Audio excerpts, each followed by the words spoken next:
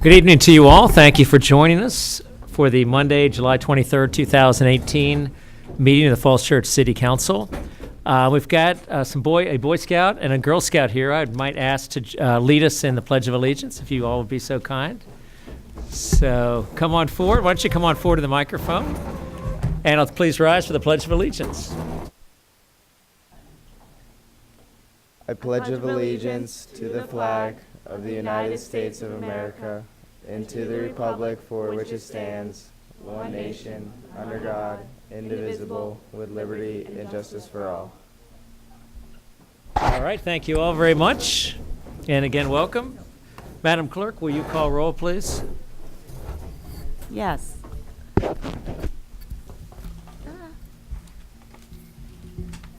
Ms. Conley. Here.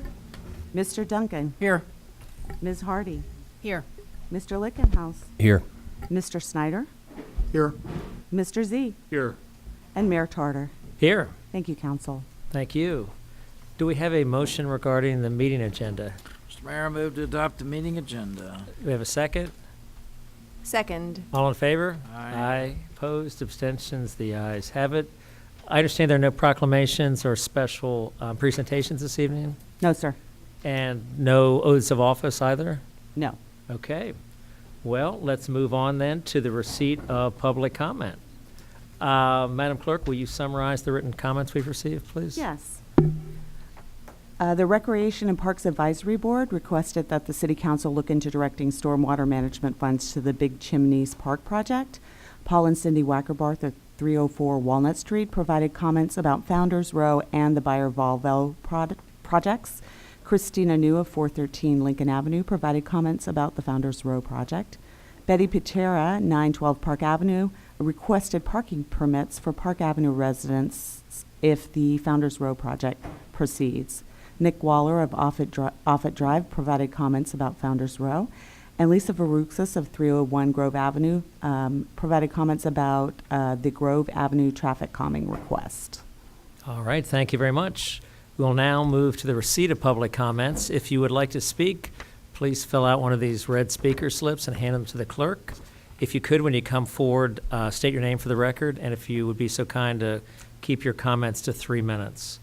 At the present, I only have one slip, but anyone else in the audience who'd like to speak is certainly welcome to as well. Our one and only speaker is Delaney Thies, our Girl Scout, one of the Girl Scout who led us in the Pledge of Allegiance. I understand you've got Girl Scout cookies for us all this evening, is that right? I wish. Yes, so do we.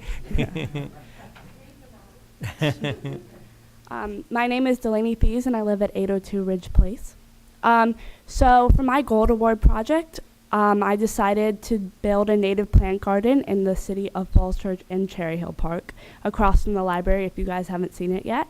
And so on August 4th and 5th, I'm going to be at Cherry Hill Park from 9 to 12 doing a demonstration with the brochure that I made.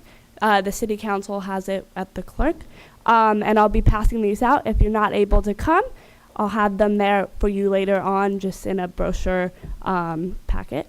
And basically what this native plant garden is a demonstration and a learning place for people to come and learn about native plants in Virginia and how they help with the biodiversity of our environment and how they're really easy to plant and how pretty they are. Thank you. Thanks very much. And before you leave, tell us again exactly where it is. I've been by the library plenty, but I don't recall seeing Okay, the so exact spot. it's, if you go where the crosswalk is from the library to the park, it's in the little corner area. Where the sign is? Yeah. Okay. Yeah. Fantastic. And you've got office hours, you said August 4th? 4th and 5th from Sou- 9 to 12. Sounds great. Well, we look forward to seeing you there. Thank you so much for your contributions to our community. Thank you. All right. Yeah, let's get you a pin. How about, Delaney, do you want to come up? Come on. That's okay. Jay, would you like a pin as well? Both of you guys, we got Falls Church City pins. All right.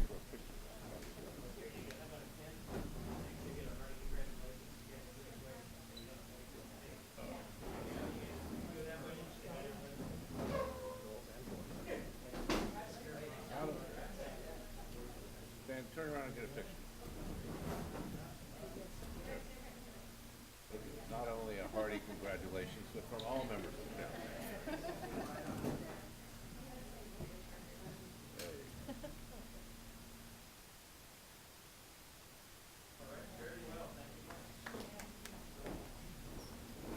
Okay, that was it for our one and only speaker at the present time. Again, if anyone else, we've got a second. Let's see who that is.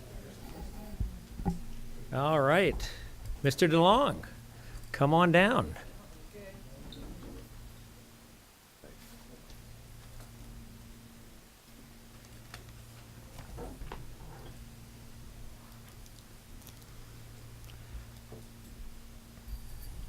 Welcome.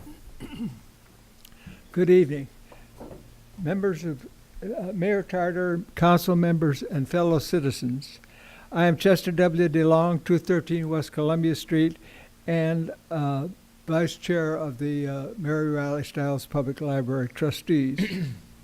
This little note is part of the board's effort to inform you and the public about the progress in the renovation and modest expansion of the library. As many of you know, we are in the very early stages of the general design process and have determined that from a cost and time standpoint, the library should be closed during construction. We are exploring the possibility of moving to the 400 North Washington Street address if the timing works out. We can conduct a limited library operation type there, but the type of operation must be determined. We aren't certain yet what it can be. There is some necessary work in addition that will keep the rest of the staff occupied, and as we get closer to the actuality, we will be able to detail those work plans for the council and the public.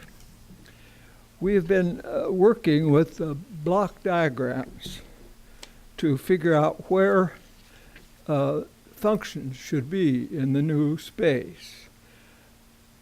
But until we have better design and detailed plans to show you and the public, after approval of the construction manager risk funding request, then we will be able to go into more detail. So far, we have made two decisions to inform the design process. First, we have decided to locate the children's activities on the lower level. As part of this decision, excuse me, Police Chief Mary Gavin provided us with cogent reasons for that location. First was the safety of the children. Second was the ability, a better ability to provide surveillance in that location. Since the board members had already liked the option of the basement because it gave the children's programs much more and better space, the chief's remarks reinforced our decision. We suggested also a new emergency exit there at the lower level for safety. We have found several libraries that have been successful with such separation of children and adult activities, so we're not as concerned about that as we were at first. The next decision we made was to locate the main entrance to the library on the corner of the Virginia and Park Avenues, rather than on the Park Avenue side. This was, excuse me, this was to accommodate the library director's belief that the workflow would be much better in that design. When the final designs are available, or sorry, when the tentative designs are finally available, we and the public may both feel differently, particularly if the corner design doesn't fit into the so-called Williamsburg style. So there you have what we've done so far. I believe I can say we are proceeding with due diligence. Thank you. Thank you very much, and thank you for your years of service to the community.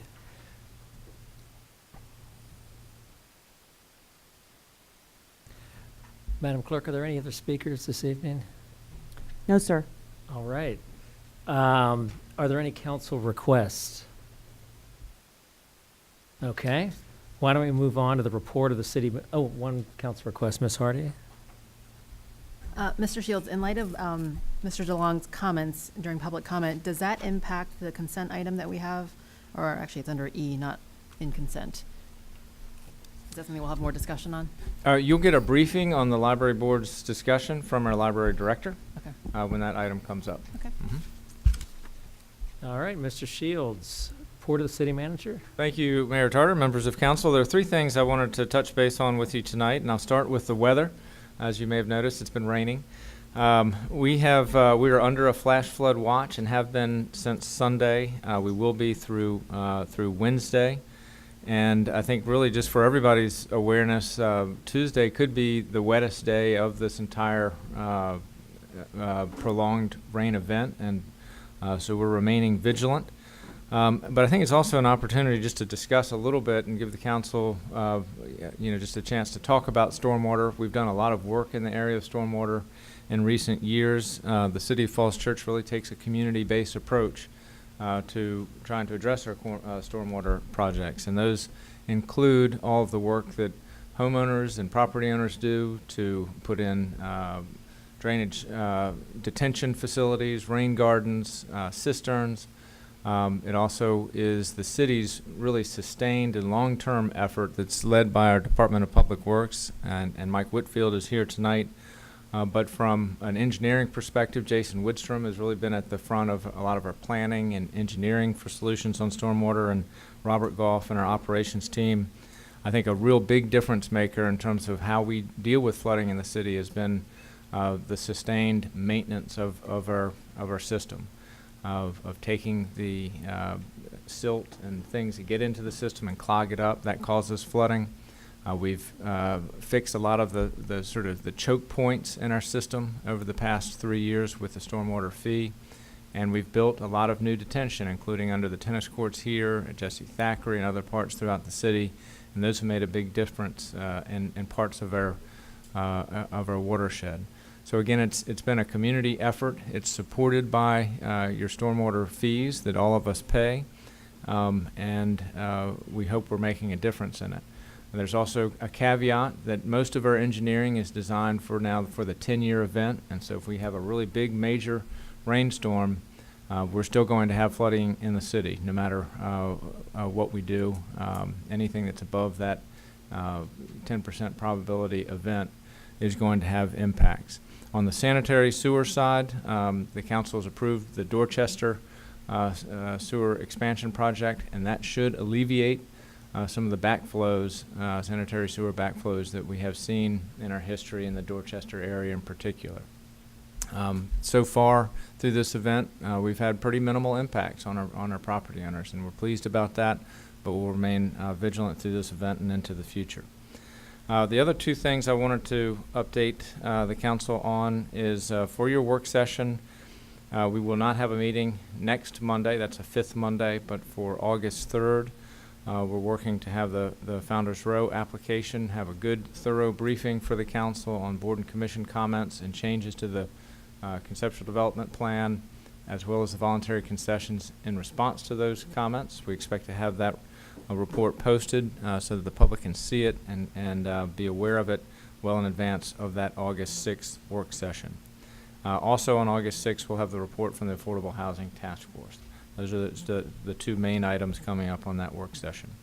And lastly, I want to report we obviously have the contract for Gilbane that is later on tonight's agenda, but just an update on the campus project. In the past 2 weeks, we had our pre-proposal conference for the detailed proposal phase of the West Falls Church Economic Development Project for the 10 acres on the campus site.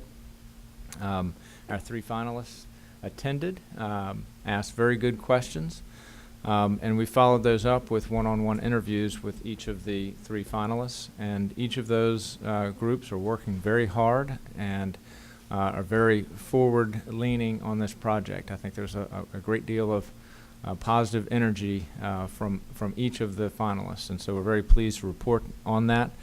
And we do have a number of questions that we're now working to get responses to them on, and look forward to continuing that process. So that's all I have to report on tonight, and be happy to answer any questions.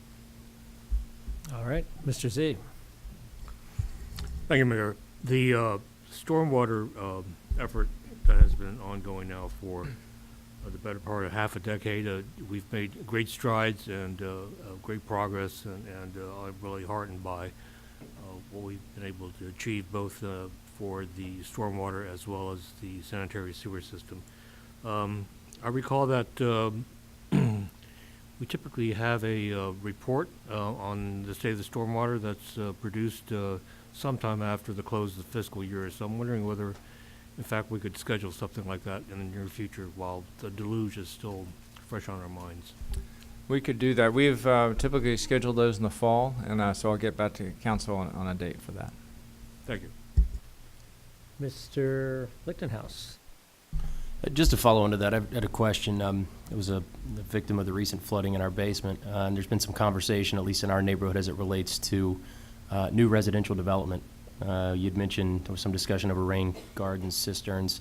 I personally have not spent enough time looking at the requirements for mitigating stormwater runoff on new construction. There's a lot of discussion about losing mature trees, which soak up a lot of the rain.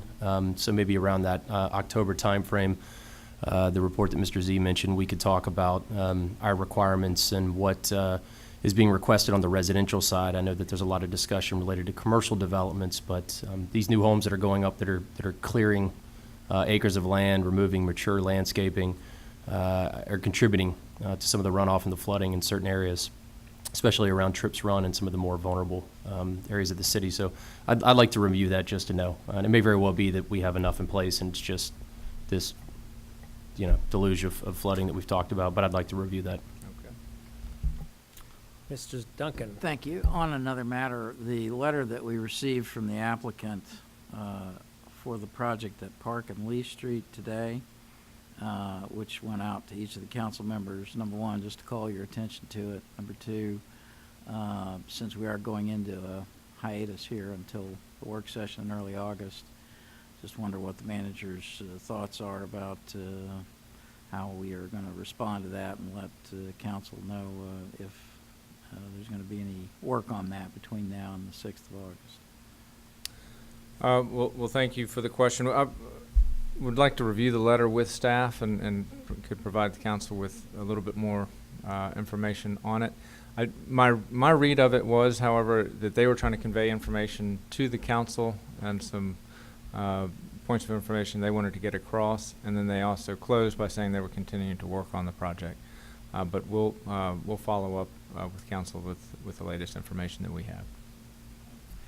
All right. Any Miss Hardy?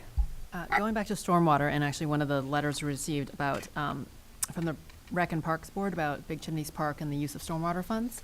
Last week when we talked about CIP projects, I think you mentioned that staff was looking into the list of projects in the stormwater queue.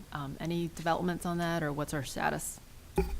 Well, because of the ranking of the projects where, one of the real drivers of the queuing for projects is mitigation of flooding and potential for damage on private property, that the council laid out those criteria with that watershed management plan. And because this project is on parkland, there really aren't any impacts on private property from the outfalls from this project for the stormwater issues on Big Chimney. So this project does rank low on the list with respect to all the projects that are in the watershed plan, and we don't think that really would change. So that's been the analysis as to why there's not been a desire to increase the project budget with an infusion of money from the stormwater fund for that purpose, because we're trying to put those funds towards the other higher priority projects.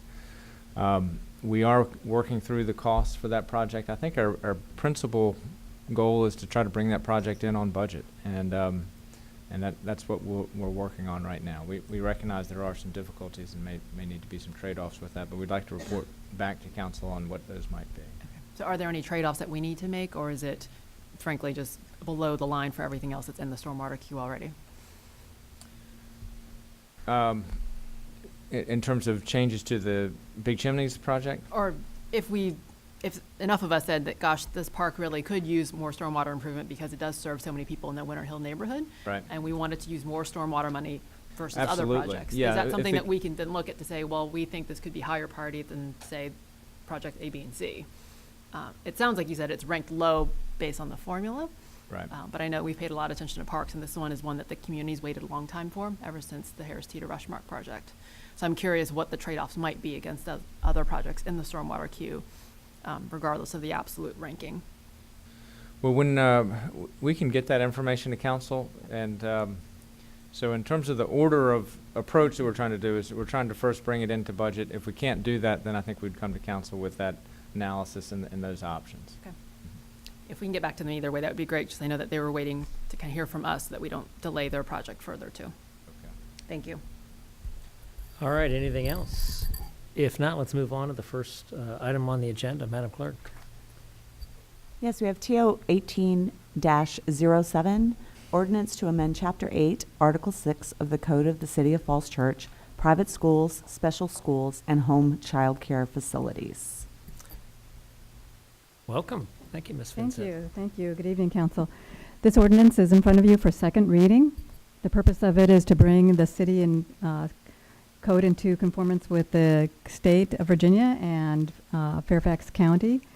The city contracts with Fairfax County Office for Children to provide services.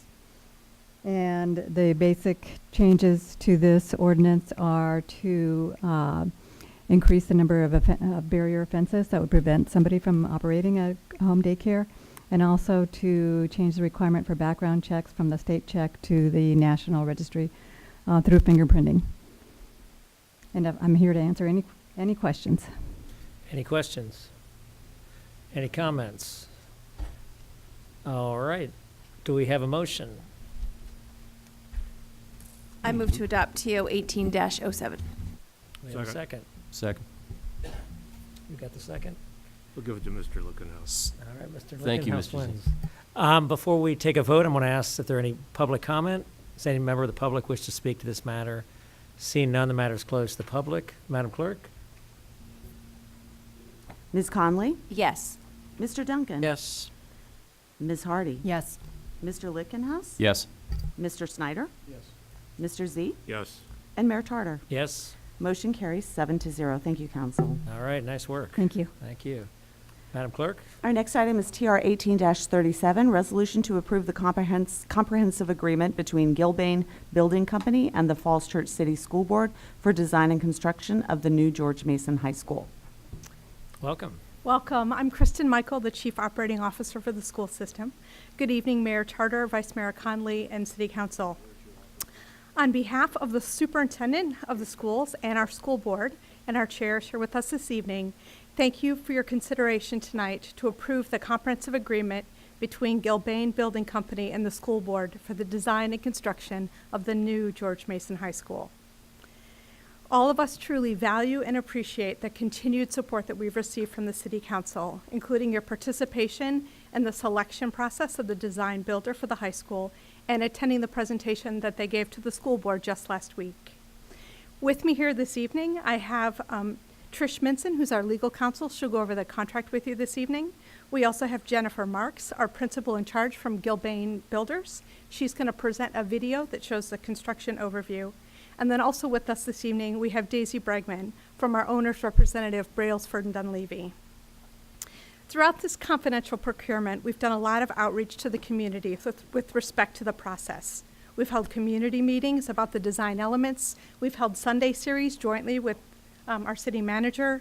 We've held board meetings, and we've also done various outreach, including Twitter and our social media sites. I would like to take just a minute tonight to explain the process for the public of how we've gotten to where we are tonight. The conversation about our new high school has been ongoing for about a decade, and we're now on the precipice of being able to start building that new high school. We'd like to thank the community for passing a $120 million bond that put us in the position where we are today. Our community is ready for this project, and we're set to deliver on their collective hopes and wishes.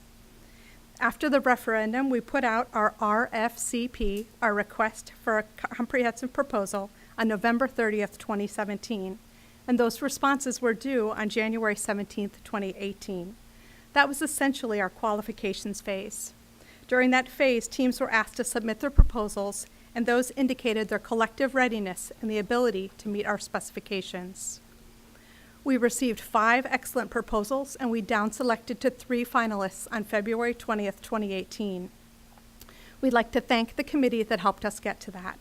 Included were City Council member Mr. Z, City Manager Mr. Shields, School Board member Ms. Erin Gill, School Board member Mr. Justin Castillo, our Planning Commission Chair Mr. Russ Wadiska, our Legal Counsel Trish Minson, and our Superintendent Dr. Peter Noonan.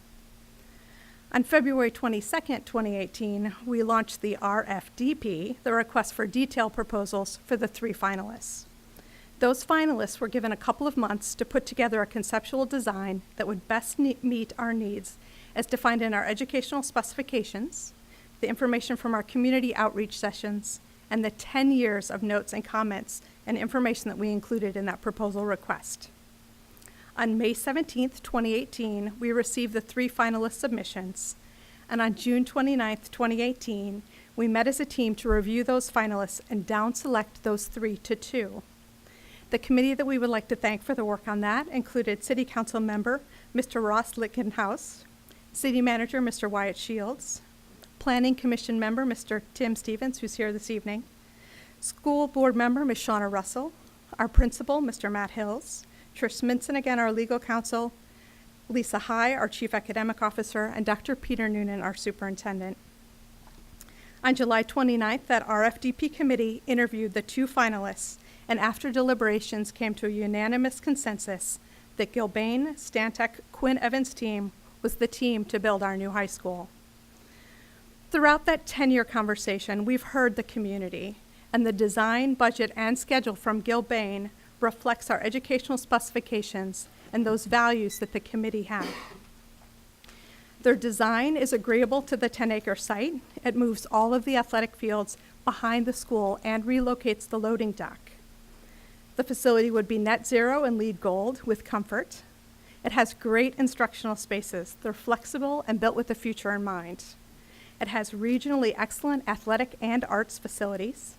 And it has great ways for us to segment the public so we can ensure that we have great community use of our facility. And lastly, safety and security were of paramount design influence.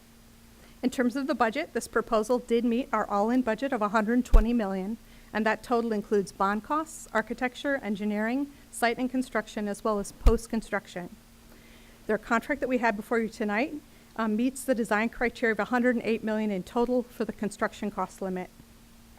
Lastly, the schedule. The Gilbane's proposal has an acceleration to it that none of our other proposals did. That current plan would allow us to potentially take control of the site in the December to January 2020 to 2021 timeframe. That could mean that we could facilitate an early move to the new school, and it would also allow us then to free up the space for the economic development site earlier. In conclusion, the comprehensive agreement that we have before you tonight reflects the collective input from our school board, the city council, school and city staff, and our community. We're very excited to move forward, and we thank you for your ongoing support, collaboration, and partnership. I'm now going to turn it over to Jennifer Marks, who's going to present the video, and then lastly, we'll have Trish Minson look at the contract. Thank you. Thank you very much. Welcome, Ms. Marks. Well, good evening. I'm the project executive from Gilbane. I'll be overseeing the design and construction process along with our team. So we went through this video last week at the school board meeting. This was a key part of our presentation. The work that you're going to see here is built directly from the model that we've already started from our design. So you're seeing the actual design work that we've already started that we'll continue to build on through the process. So I'll try to walk you through this. The first part of the video is just going to kind of orient you to the site. Existing conditions. What you'll see when we get into some of the builds, we are maintaining the existing football field and baseball field. So part of our approach was they were in the correct locations and was not really a great use of funds to look at relocating them. So we tried to work with those as we tried to create this contiguous sports zone. That should pop up here shortly. So this is the summer, if you want to pause right here for a second. This is the summer of 2019. So after school is out next summer, as soon as everyone's vacated from the campus, we'll put up our construction fence. And really the goal of that summer is to complete the major excavation activities that are necessary. We very focused on, during the summer months, trying to complete activities that'll be safe for when the students aren't on the school campus. So we have a lot of truck activity that we'll be coordinating during this time frame. If you continue with the video, you'll see the school is designed with a sub-basement. So that's the first focus of our construction, is creating that sub-basement and then working our way through the site to create the foundations. This building is structural steel. We are building directly adjacent to Mary Ellen Henderson Middle School, so what you'll see is that steel start coming up right next to the building. It was mentioned one of the things that we proposed with our design is relocating the loading dock for the middle school. We were very sensitive to the fact that that front door of the school looks very much like a back door. And so relocating that loading dock, really creating a much better good neighbor zone with the commercial development to create, a much more successful opportunity for both parties on that part of the site. Once school is back, really that's when the activities are coming on. This is the springtime of 2020 at this point, when the building is getting enclosed. And then the focus on the following summer is the redoing of the site work along where the existing buck drive is. So if you pause here for a moment, will be part of the RFP requirement was to continue to maintain 20 school buses on the campus, as well as 300 parking spaces. So we've created a better bus loop for circulation. Right now it's really clunky for the buses to turn around and be able to accommodate that on campus. So we've put in a bus turnaround at the end and better parking. And then over the summer months, what we're also doing is creating that new loading dock function, so that when the high school, when it's done at the end of the year, that function's in place. So then continuing through the fall, at this point, we're really inside the building, so the video doesn't look like a lot's going inside the building because we've already, the goal is to have it enclosed by the summer of 2020, which allows us to finish all the work on the inside of the building. At this point, if you pause here, this is basically the transition time between December 2020 and January 2021. So we'll be done with the school construction, and we'll work closely with the school to figure out if that transition makes sense over the winter months, any relocation of equipment that needs to come out of the existing school, as well as a significant amount of new furnishings and things that are needed for the new school. At that point, we basically have a 6 to 8 week period where everything rests. We make sure all the circulation's working good on the campus, and then get ready for the demolition of the existing high school. One of the reasons that we wanted to propose this earlier schedule is the way that our site is designed. If you want to click, it'll go forward. What you'll see when the fence goes around the existing campus to be demolished is we have a significant portion of site work that is under the footprint of the existing building. So what we really wanted to do was be in a position that the demolition was completed far enough along that last summer of 2021 that we were able to complete all that new site work. So you'll see when it pulls back where that fence line is around the, it'll show better in a second here.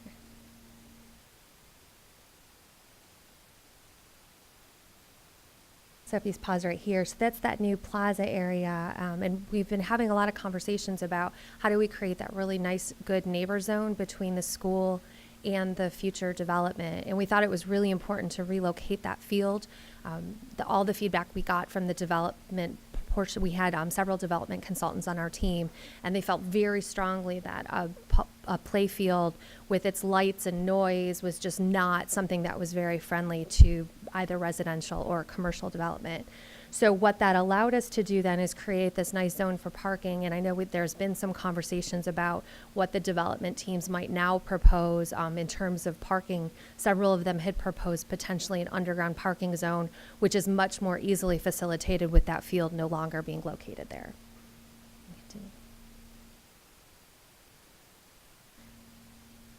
So at this point, that's when the future development takes place.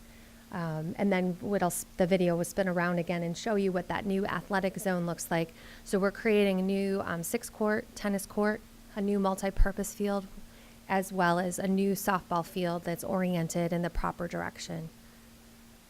And then we've also paid, we really wanted to create a nice sports experience in that zone. So you'll see that there's a sidewalk zone that kind of bisects throughout. And that helps not only facilitate ticketed events if that facility is used for more regional or school events, but also just creates a nice way to create connections between the different fields. This is a lot slower.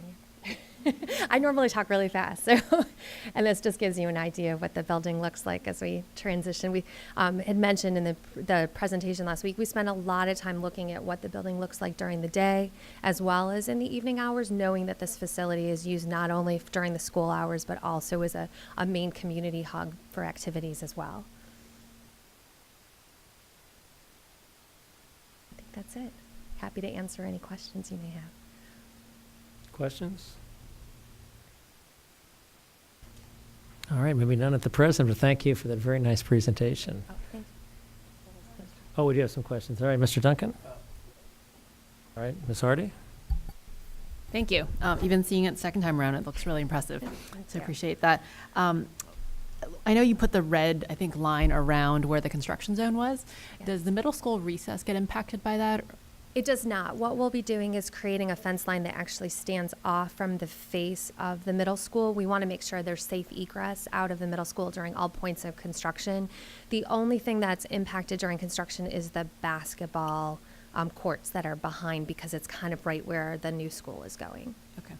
And then in terms of expansion possibilities, I know that the school should last us a very long time, but in the event that we do need to expand, say 20 years from now, is the thinking that we would go up or out, and if out, where would we go? So we actually studied expansion for both the middle school and the high school and provided drawings of where we would indicate those go, and they're kind of on the back side like as a bump out. So it wouldn't be going additional vertical. It would be So we would tying not be going more vertical? in. Correct. Okay. Yep. And then lastly, which is more, I think, to do as we continue on, is I think obviously fields are going to be impacted during construction, and so we'll have to talk about relocating activities and camps and community events like July 4th, which is very popular on the football field and other events. But I assume that's something that the city and the schools will coordinate closely on. Well, so during construction, we will be maintaining access to the football field and the baseball field throughout the duration.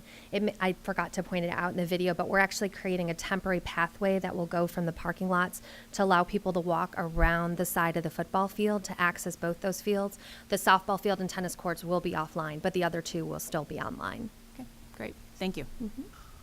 Mr. Duncan? To the fields question, so you call it football field, but the stadium field, it will be used for football, soccer, lacrosse, field hockey? So we are creating a new multi-use field Okay, as and a part of I was going to ask about the construction. multi-purpose field. Yeah, so the new multi-use field is regulation size. It is on an artificial turf, and we'll be providing nets to, I think, accommodate both soccer as well as field hockey. So we need to work with the school to confirm the exact program, but it's replacing sort of what is the existing grass field that's in the footprint of where the new building is going to go. There's enough space there for a regulation size soccer field? That was a big part of, we spent a lot of time trying to figure out how to get that corner to work, and we increased the size of the field to full regulation. Yeah. All the anxiety we had for so many years over that, and you guys just looked at it and, here we are. Shows why we hire experts. That's great.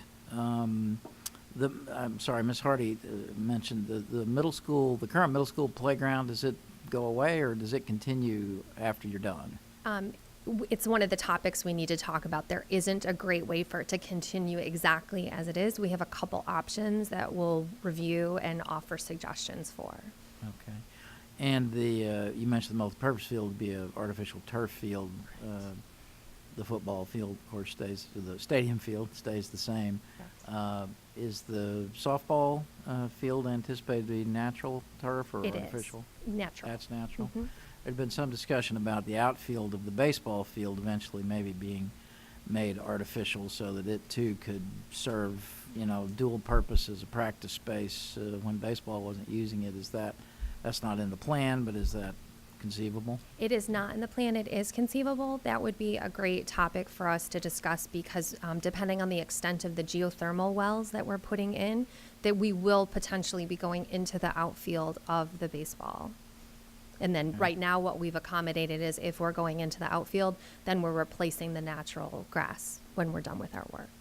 And there's been a lot of discussion about, need for green space and a more park-like atmosphere at some point, at some place on this property. This seems like the athletic complex seems like a nice start onto that. Of course, it's not, like a verdant forest or whatever. But is there anything going on down underneath that would prohibit the planting of at least some kind of trees in open spaces between the fields? Is there enough room for that, or is that just not likely? So what this drawing doesn't show is we do have extensive plantings and tree zones that are shown in some of the other renderings. They are not between the fields. I think that would create more of a visual obstruction, but the sort of the promenade behind the school has a pretty extensive planting plan, as well as the whole boulevard in front of the school has plantings as well. Okay, all right. The only other point I would make is just to object to the phrase that we've been talking about this for about a decade. I'm quite sure somebody here, Mr. Snyder, somebody here will tell me that we have been talking about this for at least 15 years. This seems like a minor matter, but it's important for, the historical record to show and for the community to feel that, we have given this extreme due diligence. I remember going to a meeting at TJ when my son was there, and we talked about the Dewberry Consulting Project, which looked at how to expand the high school. That was not long after we had already expanded the high school, back in the early 90s, inadequately. And anyway, that history informs a lot of what we are doing here, why we are building new, why we are building big, because it has taken us, my son's now graduated from graduate school and working in Arlington County, so, it's taken the better part of a generation for this community to, face up to this and to do what's being done. So I just, let's go back in the history books and see when the first meeting was about, the need for the new high school. Vice Mayor Connolly's done some of that research, but it needs to be, I think, out there. Thank you. Mr. Z? Thank you.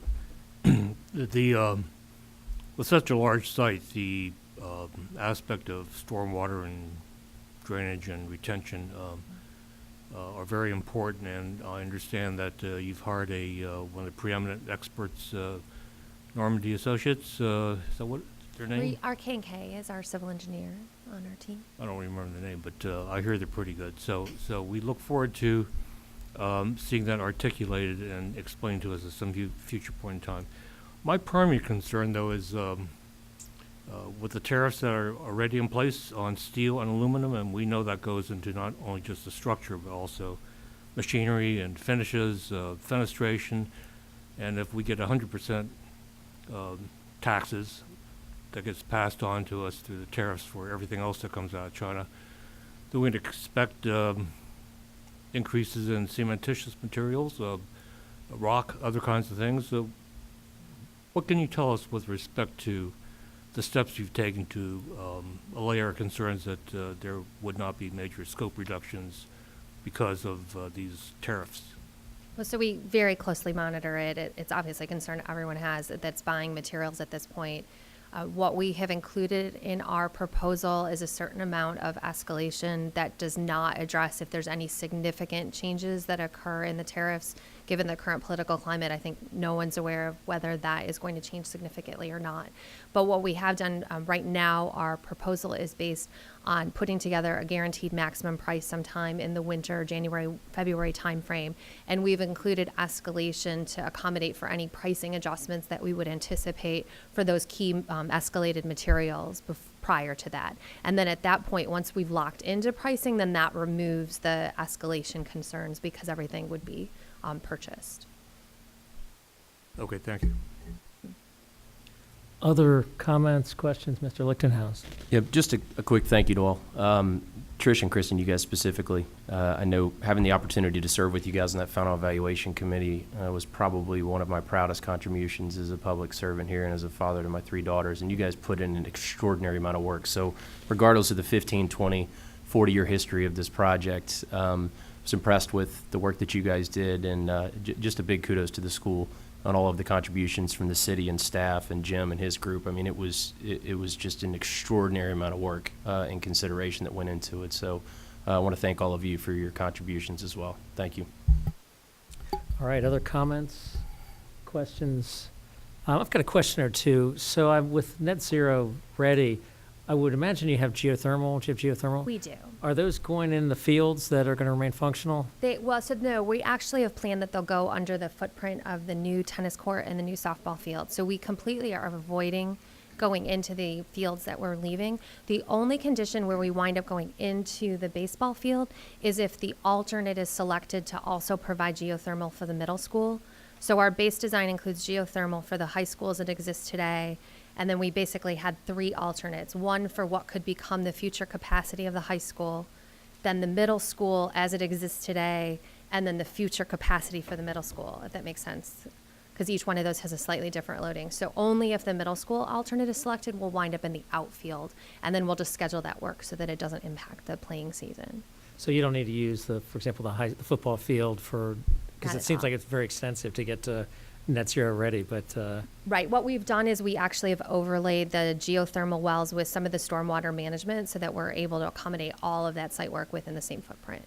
good, okay. And the $108 million number we're talking about, does that include a contingency as well? It does. Okay. Also, you probably know we've got a grant, the city's got a grant for $15.4 million for transportation, walkability and the like. Does the proposal consider or contemplate any work on streetscape, for example, along Route 7? Or what's the condition that you anticipate along 7 next to the high school? So our proposal doesn't include any work on Route 7. It utilizes the existing curb cut that currently accesses the site.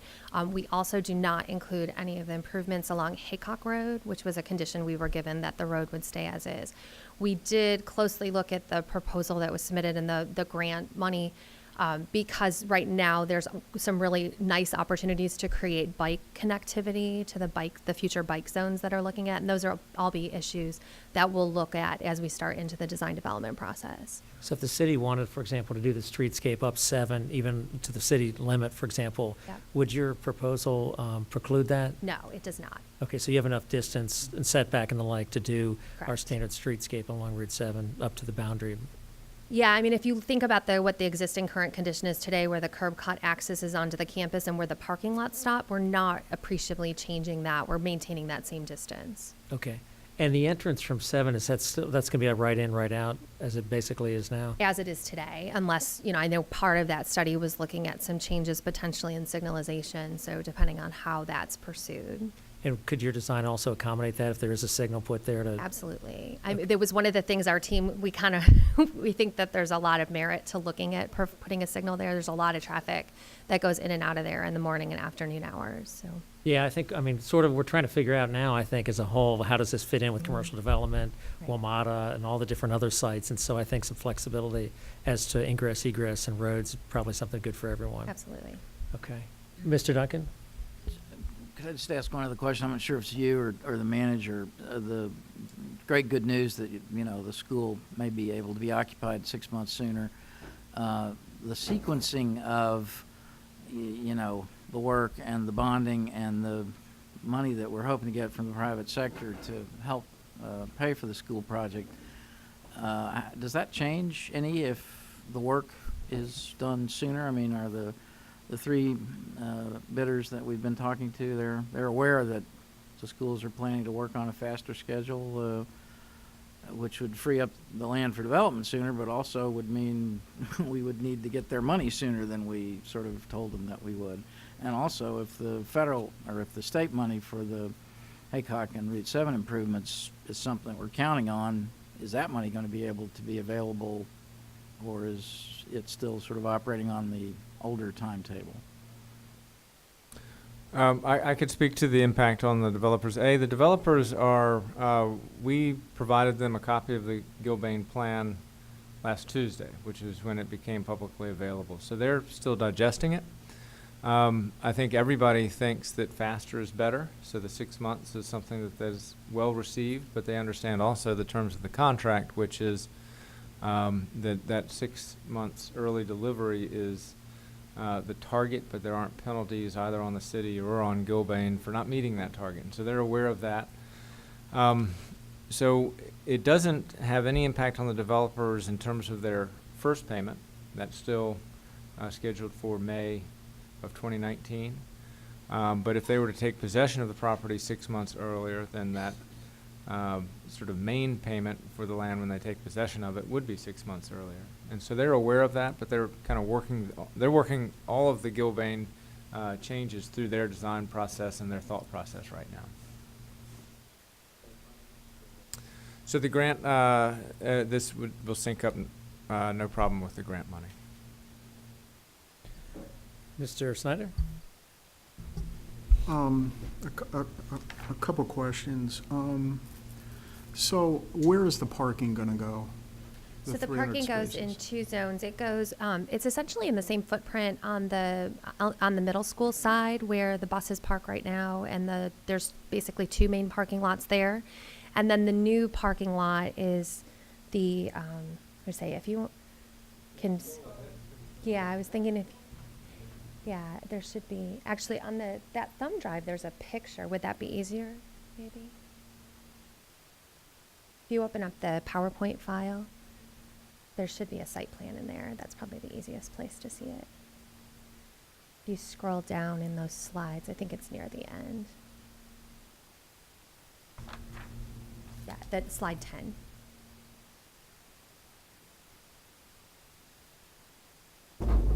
So you'll see underneath the multi-purpose field and tennis courts, there's the bus parking that comes off the Lollipop turnaround. And then there's parking in that place as well as underneath the existing middle school. And then the majority of the remaining parking is in that trapezoidal space that's between the new high school and the commercial development.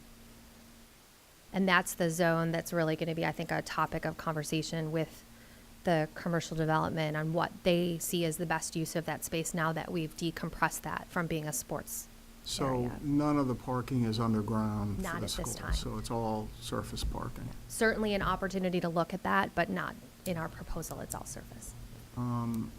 So I think looking at this, I think you're absolutely right. That space in front of the high school will be critical both for commercial development and community use potentially and school use. So what I'm hearing is that while you've got that drawn in that way, you recognize that that's going to be an area of significant conversation with the community and other stakeholders. Is that right? Absolutely.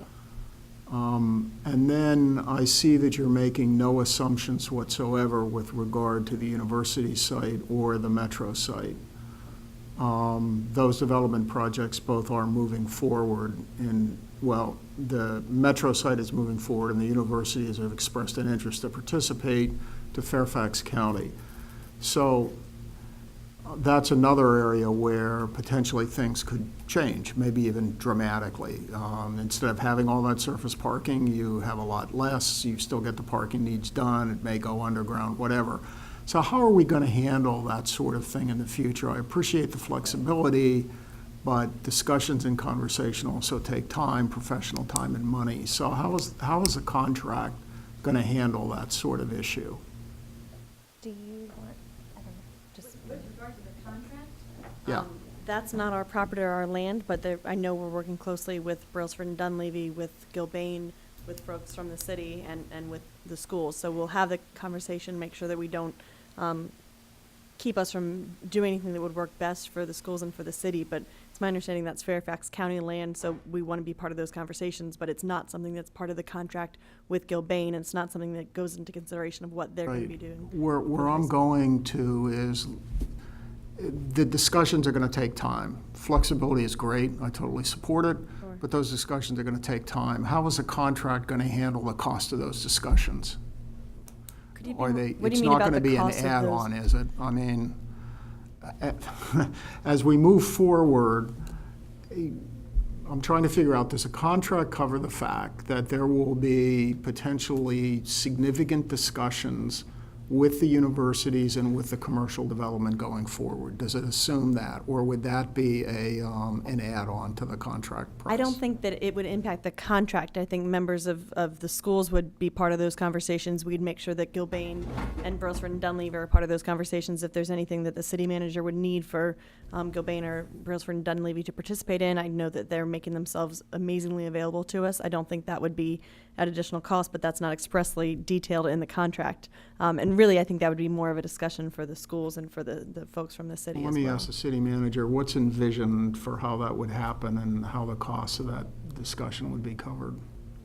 Well, we have a schedule, and if we meet our schedule, then I don't think there are any cost implications.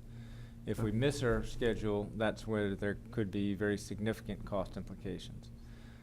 Meaning specifically, if we are not able to reach, the terms that are to the city's benefit for the economic development piece, then that's the key to the whole timing. Right. We'll get to some of the legal aspects of the contract. I'm more interested in the cost because there are some potentially significant upsides to the future development on the fringe of this, if you will. And I'm just trying to figure out how that process will go forward and how will it involve the builders of the school, because a lot of what we're seeing there on the edge may change dramatically. So in terms of the construction of that road, is that? Potentially the road, potentially the parking, where is it, how much of it, how do we build it, all those kinds of things. We might do mixed combined parking with the commercial. So I mean, the good news is a lot of that work isn't even happening until 2021. When we did the initial planning, we reviewed all of the potential studies that were out there, both the metro plans, the future development, a lot, it's important for us to understand what your future commercial development proposes in terms of circulation on their campus. So what we tried to do was create a very specific road dedicated to the schools that allows for a kind of traffic that needs to come in and out for drop off and pick up in the afternoon. But we did try to align that with the potential that would then be connecting off campus, whether it's pedestrian or bus transport or bicycle transport. So I think as that conversation continues to evolve, there certainly is the flexibility for the work that we're planning to do within the colored portion is essentially the part that is within our scope. If some of those things need to adjust to coordinate with adjacent properties, they certainly can. We just don't have any work beyond that colored zone to go on to the Fairfax County property. So is the parking area in front of the high school in your zone? It is So right now. that is subject to further discussion. Absolutely. And the contract and the guaranteed maximum price would be able to absorb the cost of that discussion under the guaranteed maximum price. I think it would need to be a city conversation about what work would be done by the school team and what work would be done by the development team. So for example, if the development team were to propose doing underground parking because it allows them to increase the density of parking they can provide for their property, it might make sense to actually deduct that work out of our contract and have it wholly performed by the developer. So there's going to need to be a lot of conversations about who is actually the right entity to do that work. Okay. Next question is, you're aware that VDOT is planning a ramp to serve the West Falls Church? Yes.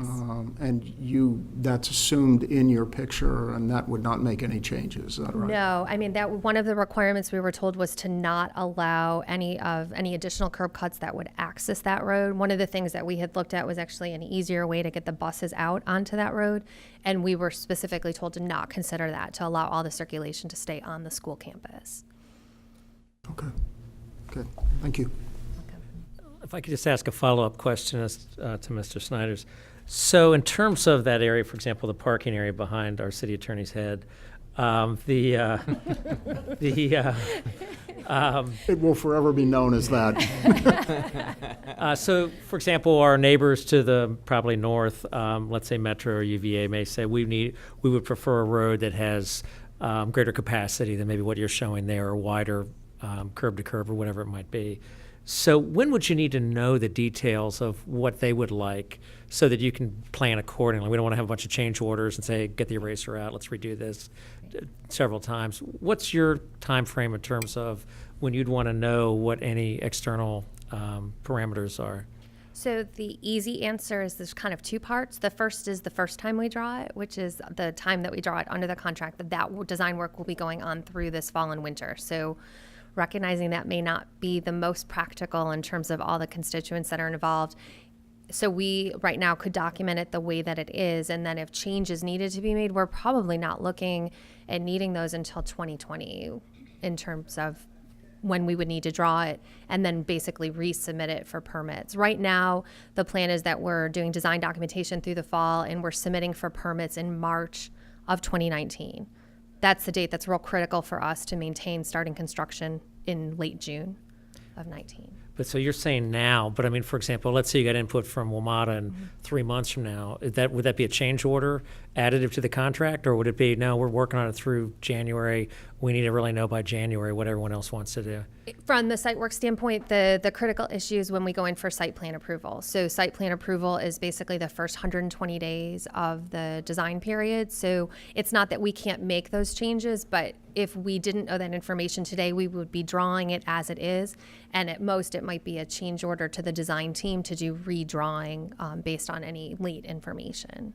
So some of us are having interactions with our neighbors right now. We want to we've been trying to gather information for some time and hopefully be forthcoming before we have to do a whole lot of change orders. We're just trying to, from you, get some idea about when you need to know those things without having to do additive change orders to the project. I'm not sure I totally got it. So, I mean, the big part of the community feedback is through October of this fall. After October, we're really in design production and getting focused on getting in for permit submissions. So October is when you'd really like to know what any of our neighbors want to particularly have as relates to, for example, that front area. Absolutely. And there's a series of community meetings that have already been scheduled. I think the first is August 4th. Is that August 5th? That'll be the first where we'll re-engage and start based on using the design that we've provided as a basis to restart those community engagement process to get feedback on all aspects of the design. Okay, great. And by the way, our chair of the school board, Lawrence Webb, is here. I was called you Lawrence Welk, but yeah, thanks for coming out. Thanks for all your great work, Mr. Duncan. So this is just a fill-in-the-blank quiz. I'm looking on my phone here at the design specs for Wakefield High School in Arlington, which is someplace that, 4 years ago, Mr. Z and others had us go to tour, and that was the day that I decided that we had to have a school like that. So I'm pleased that this one actually looks in some respects like that school. But the design capacity of Wakefield when it was built was 1,600 students and 261 on-site parking spaces. So the numbers for Mason are going to be, the design capacity of the new school is how many students? 1,500. 1,500, and you said 300? 300. Parking spaces, okay. They, of course, are already talking about needing to expand Wakefield High School in Arlington, but we won't go into that. The gym seats at Wakefield, 2,200. Do we have a seating capacity for the Mason I can get gym? back to you on that. I'm not sure the exact number. And the auditorium at Wakefield is 500 plus. The auditorium, we priced our base design is based on 650 seats, and we provided an ad alternate for an additional 100 seats. Okay, so substantially bigger. And 100 classrooms at Wakefield. Does ours measure out to a number of classrooms? Totally don't know it that way, do you? I can let you know. Yeah, that might be an interesting metric to compare. I forgot to ask about bike parking spaces. At Wakefield, they have more than 300 bike parking spaces. Do we have a count for our We bike? don't yet. There's a couple different ways that we can calculate that, but that's really a design discussion that we wanted to have with the school. Okay, well, I think the mayor and others probably would agree that we'd like to encourage cycling and walking to the new high school and hope that the economic development area is, designed in such a way to encourage that and make that safe and appealing. So, yeah, I would hope that bicycle spaces would outnumber parking spaces for vehicles, as was the case at Wakefield. Okay, thanks. Thank you. Mr. Lichtenhouse? Yep, I've got a number of questions on the contract, but I'll hold that. But I got you here, Jennifer. I want to ask you. Now I'm going to ask you a question first while I got you, because this overlaps.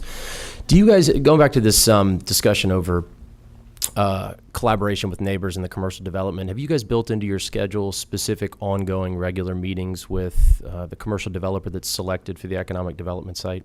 We when have. there's overlap? So there's the infrastructure of the campus coordinating committee, I think is one of the places that interaction is scheduled to take place. We'll be supporting the procurement process to answer whatever questions we have with the city as those developer proposals are finalized. But we're ready for whatever conversations or meetings that need to happen with them. I assume so. I just think it's important for folks to know that you guys have actually built that into your timeline and construction Absolutely. schedule so that it is formalized. The second piece, and this is probably partly for the city manager, you guys have committed to the demolition of the high school. The existing high school. Mm-hmm. We included the demolition of the high school in the commercial piece. So just a question as to that obviously I think increases the overall value to the city or decreases potential cost and risk to a commercial developer. I assume we've communicated that clearly to the commercial developers that is no longer included. So inherently we've gotten a little bit of a boost on the commercial piece because it's being taken on. Well, it's actually still a requirement of the commercial piece. And the intent is to have a sit down with Gilbane and the top proposer to go through a whole host of all the logistics of the site. But one of the questions will then be, which is the best entity to take down the existing building? And will be evaluated based on price, but also convenience. So that would, to put you on the spot, if we decided that the commercial developer was going to be responsible for the demolition of the high school, you would deduct that from the overall cost estimate? Correct. Yeah, we've already been asked by Brailsford to identify that cost. So it'll be one of the first things going on our VM log. Great. Okay. So rock, paper, scissors to see who has to pay for it. I get it. Yeah. I think a lot of it's going to be determined as well as what ultimately goes back there as well, and from a timing perspective. Either way, we're going to need to work very closely together to complete that zone. I personally look forward to the collaboration on that good neighbor zone. I know it had been alluded to the underground parking and potentially green space on top of that, and I think that that's a fantastic opportunity for the city to see formalized, tangible collaboration between your team as well as the commercial developer and bringing something to life for both sides of the project. So, thank you. All right, any other Ms. Hardy? Sorry, one more tactical question. I think while we're talking about coordination between all the different neighbors, one thing that's been contemplated is a road that kind of bisects the schools and the commercial development with potentially access to Metro, both for access for our teachers as well as people in the neighborhood getting there. Right now, it looks like there's maybe one road and then there's another one's kind of diagonal or just kind of slanted. Yeah. How important is the geometry of that, and is that something that could be flexed? Absolutely can be adjusted. I think that ties into all the conversations as we need to understand really what the desires are off what we're considering the school campus property. What we did was we worked with the existing Haycock turn in and then tried to create a road that was really bus friendly, allowed for bus queuing and some of the student loading and unloading activities that needed to happen separate from the parking activities. So we're just trying to make that a safe zone for that activity. But one of the things we did was change that geometry is actually different than what it looks like today. So it kind of turns in more to accommodate more of that queuing. So lots of opportunities to look at that. Okay, great. We'll add that to our to-do list of other things we need to discuss. Thank you. Yeah. All right, any other questions? If not, thank you so much. We look forward to hearing more from you. And I guess we're on to our next speaker from the school side, Ms. Vincent.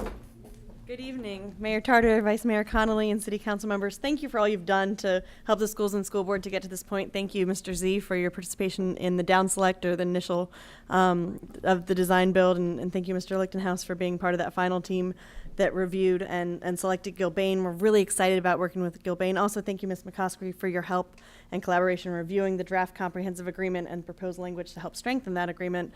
As you know, the City Council and the school board jointly adopted a PPEA guidelines that require the council to review and approve any PPEA contract entered into between a school and a private entity. And I'm here to give you kind of the high-level review of the comprehensive agreement that has been jointly executed by the school board and Gilbane at this point is waiting for your approval and to answer any questions you might have. So happy to get down in the weeds of the contract as well. The current comprehensive agreement that's before you tonight is based on the draft agreement that was attached to the RFDP back on February 22nd. Mr. Shields sent you a copy of that draft last month. I did want to highlight the changes of that version to where we are today. The main ways that the agreement has changed through negotiations is as attached as exhibits are the redacted versions of Gilbane's conceptual and detailed proposals. They also had an accelerated schedule with the new school being delivered in December 2020, January 2021 time period. So some of the changes in the agreement relate to that schedule and when different things are going to be delivered and when the project time frame is going to go forward. The accelerated schedule necessitated some changes and some tweaks to the agreement, including the timeline. The first portion of the contract, and the contract itself is 60 pages. The first 40 or so odd pages, in addition to many, many definitions, focus on the architectural and engineering phase, and the second part focuses on the GMP and the construction phase. We do have strong out clauses at paragraphs 12.1 and 12.14 of the agreement. As mentioned by Ms. Michaels, the construction cost limit of $108 million is the outer limit for the GMP. And as part of the negotiations, we did successfully negotiate a decrease in fee as well as some shared savings. We're excited to begin in earnest. I'm happy to kind of get down into the nitty-gritty of the contract, and I anticipate some of you are contract nerds like me and want to get into those. So please share with me your concerns or questions. Happy to answer those. All right, let's share some concerns and some comments. Ms. Hardy. Great, thank you. I'm just a regular nerd, not a contract nerd. Oh, okay, well, we'll take you. So on the money side of things, I think we talked earlier about the $6.5 million cap, and I had a sidebar earlier with the city attorney about that. So my understanding is the $6.5 million is the cap of what happens if we have to terminate the contract, because that is what we've bonded so far? Depending on the timing, yes. If the contract is terminated before June 28th of 2019, then the absolute outer limit to the, I'm trying to find the paragraph. 7.1.2. Thank you. 7.1.2, which is on page 35. It limits to 6.5 million before the next tranche of bond funding if the contract is canceled at any time for us. So the idea is that prior to June 20th, 2019, the absolute max amount that the design phase can cost is the 6.5 million. Yeah, so what I wanted to better understand is what happens afterwards. So if we did have to terminate for various reasons after the next bond tranche is issued, which I think is either $50 or $60 million, so clearly a lot more at stake than the $6.5 million. Could you talk to us about how much we'd be at fault for, or how does that work then? Sure, so looking at 12.4 of the contract, which is on page 52 of the comprehensive agreement, if there's termination for convenience by the owner, at any point in the contract, the amount that will be paid under the contract is the private entity, Gilbane, will be paid for all the work that's been executed for the reasonable cost in canceling the subcontracts and work orders, and for reasonable demolition costs. So it depends on where we are in the contract if that does happen, and hopefully we won't get to that. But we want to make sure that Gilbane and their subcontractors are paid for work that's been performed. 12.4 does make clear that the private entity isn't paid any overhead profit or fee on work that's not performed, but make sure they get fairly paid for the work that has been done, for the deliverables that have been performed up till that point in time. But then there is no other additional fee or work or profit on the amount that hasn't been performed. So that would be for actual work and no other like penalty fees for canceling early. The only other work that's not actual work would be demobilization costs. So it does say reasonable demobilization costs. I could see a debate over that in the future, but essentially whatever it would cost them to pick up and move away. So it wouldn't just be the actual work, but what it would cost them to leave. Yep. So in light of Mr. Z's comments earlier about, rising construction material costs, I know one thing that's been discussed is pre-ordering a bunch of materials. Would we be subject to essentially that pre-order amount as well? I'm sorry, say that one more time. So I think earlier discussion said that we would be, or Gilbane was interested in pre-ordering as much as possible to kind of get ahead of the rising construction costs. So if we did have to terminate and there was lots of construction materials ordered in advance, earlier than we might have on a regular construction timeline, would we be subject to paying for those as well? If they've already been ordered, then we would have to pay for them, and we'd have to figure out how to then sell those, would be how I would see it. We do have built in, and what Jennifer had spoken to was once the GMP is agreed upon by through negotiations, which will take place in December, January, February coming up, then that price will be set in. And I do know that the contract was written, and I'm trying to look for the cause now, where if there are additional fees, they could have an escalation in cost for those. But once GMP is locked in, then we're good. So we're moving forward very quickly in that, and hoping that that by getting to all the designs that we can agree upon and getting to GMP in relatively short order, we can lock in some of the prices and then stave off what could be impacted by tariffs and other changes. In general, it laws. seems like pre-ordering and ordering stuff as early as possible is a good thing, especially if we expect prices Until to go you up. buy it and then don't go forward. Yes, Right. that's the risk, because I just don't know, I don't understand enough of how much we'd be ordering in advance and whether that is very different and more than what a normal construction process would be, and whether that offers a much bigger risk to the city than we would otherwise have. I know that the cost of whatever we're ordering is going to be below the 6.5 million. So if that assuages any of your concerns, certainly that's the max amount that can be paid out to the private entity and for the design at this point. But you're right, it is a balancing factor to be able to pay for it in advance, but then be stuck with it if we don't go forward, which certainly we all want to go forward, but recognizing that things happen. Okay, thank you. Mr. Snyder? Thank you very much. The voters approved the moving forward on this project, but they were advised repeatedly that going forward with the bonds for the construction will depend on a signed agreement for the commercial development. So just to be clear, what happens if that doesn't happen? What happens if there's no signed agreement on the commercial side. development piece? Right. We'll work closely with the city manager and with, Carol, did you want to take that? It sounded like you. Well, I think that that is why we have the termination for convenience provision. It's designed to limit the damages to 6.5 million, which is the amount of bonds already issued. And if, no matter how much advance order they're ordering there might be, it's an absolute $6.5 million cap. And so we would know by June how we're doing with our with the developer, and we would expect our date for our comprehensive agreement with the developer is May 28th, so that we would have the comprehensive agreement in place, and we would know that we are getting there and be able to, if there's a problem, we have this cap on damages and the right to terminate for convenience before that time. Okay, so if we don't get a development agreement, or the cost at this point would be limited to 6.5 million, is that right? That's correct. Okay. If we terminate for convenience, So could you read into the record paragraphs 12.1 and 12.4? Read into the record? I'm sorry, just read aloud? Yeah. Sure. Paragraph 12.1 is suspension by owner for convenience. At 12.1.1, owner may order private entity in writing to suspend, delay, or interrupt all or any part of the work without cause for its convenience. 12.1.2, adjustments caused by suspension, delay, or interruption shall be made for increases in the GMP.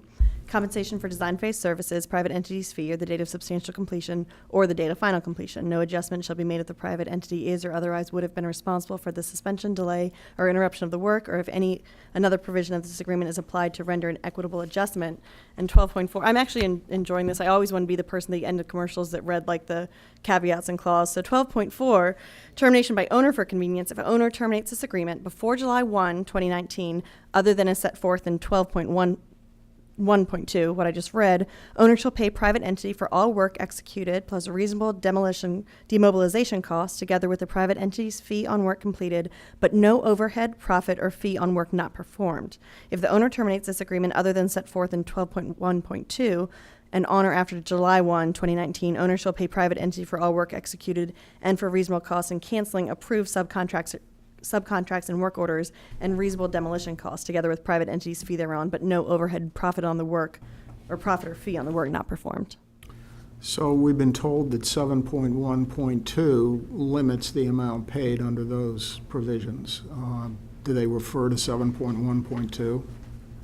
they do not. That's a separate provision, but it always is applicable and governs one has to read the contract as a whole and consider all the provisions.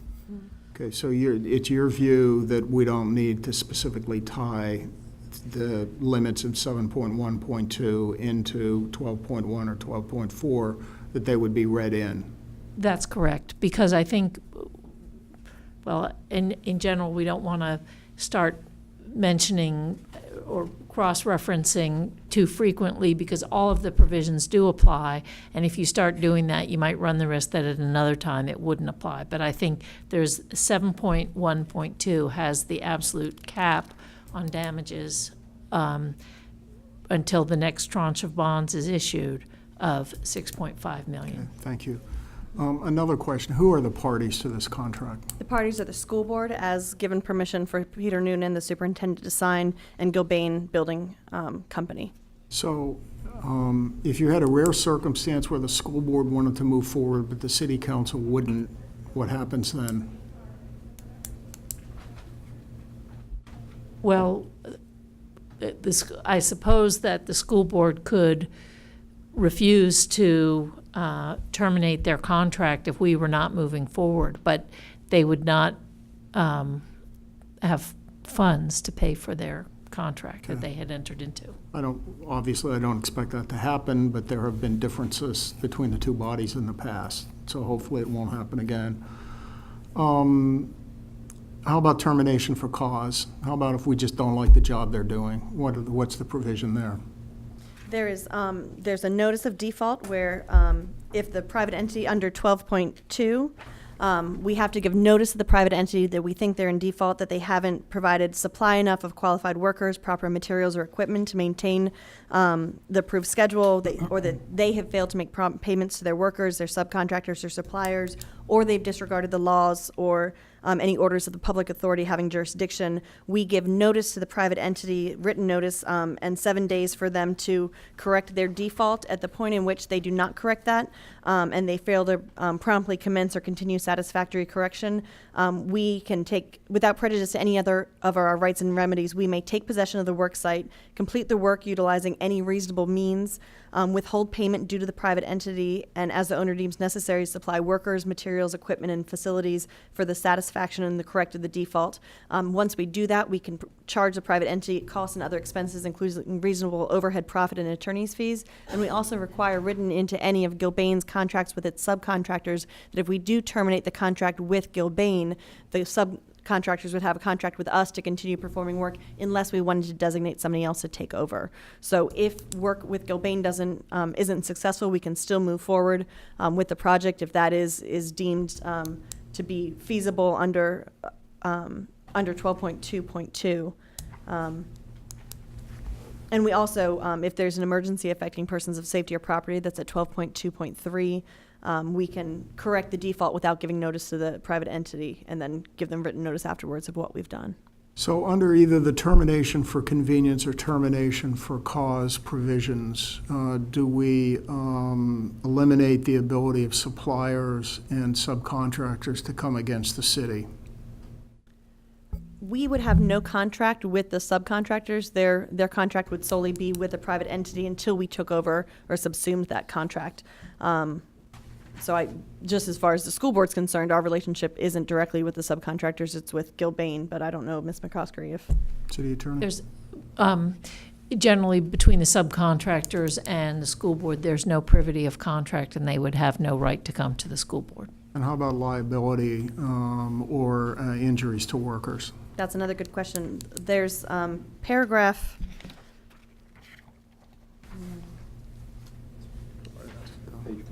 Article 11, you're saying page 45? Yeah. Yes, Article 11 covers indemnity, insurance, and bonds. This talks about the limits of the insurance that Gilbane has to bring with it to the project. Includes very high levels of insurance, includes a lot of workers' comps, employer liability, business automobile insurance, contractors' pollution liability, commercial general liability insurance, aircraft liability. So we did speak with VML, who's our private insurer, to figure out what are the limits that they require schools to have, and we made sure that we wrote into the contract the maximum amount that VML would, or the minimum amount that VML would require. And it's my understanding that Gilbane, and even speaking with their architecture and engineering folks are making sure right now that they have all of the insurance that's in place. So I guess that gets back a little bit to your question of what if the subcontractors come after the school board or the city. I know that there's insurances in place and there are bonds that are in place that that they would probably claim that against some of Gilbane's insurance, not directly against the city or the schools. There's also a specific indemnity against subcontractors and suppliers claims. And has the city notified our own insurance carrier that this project is coming and whatever additional coverage we need? Or the school board?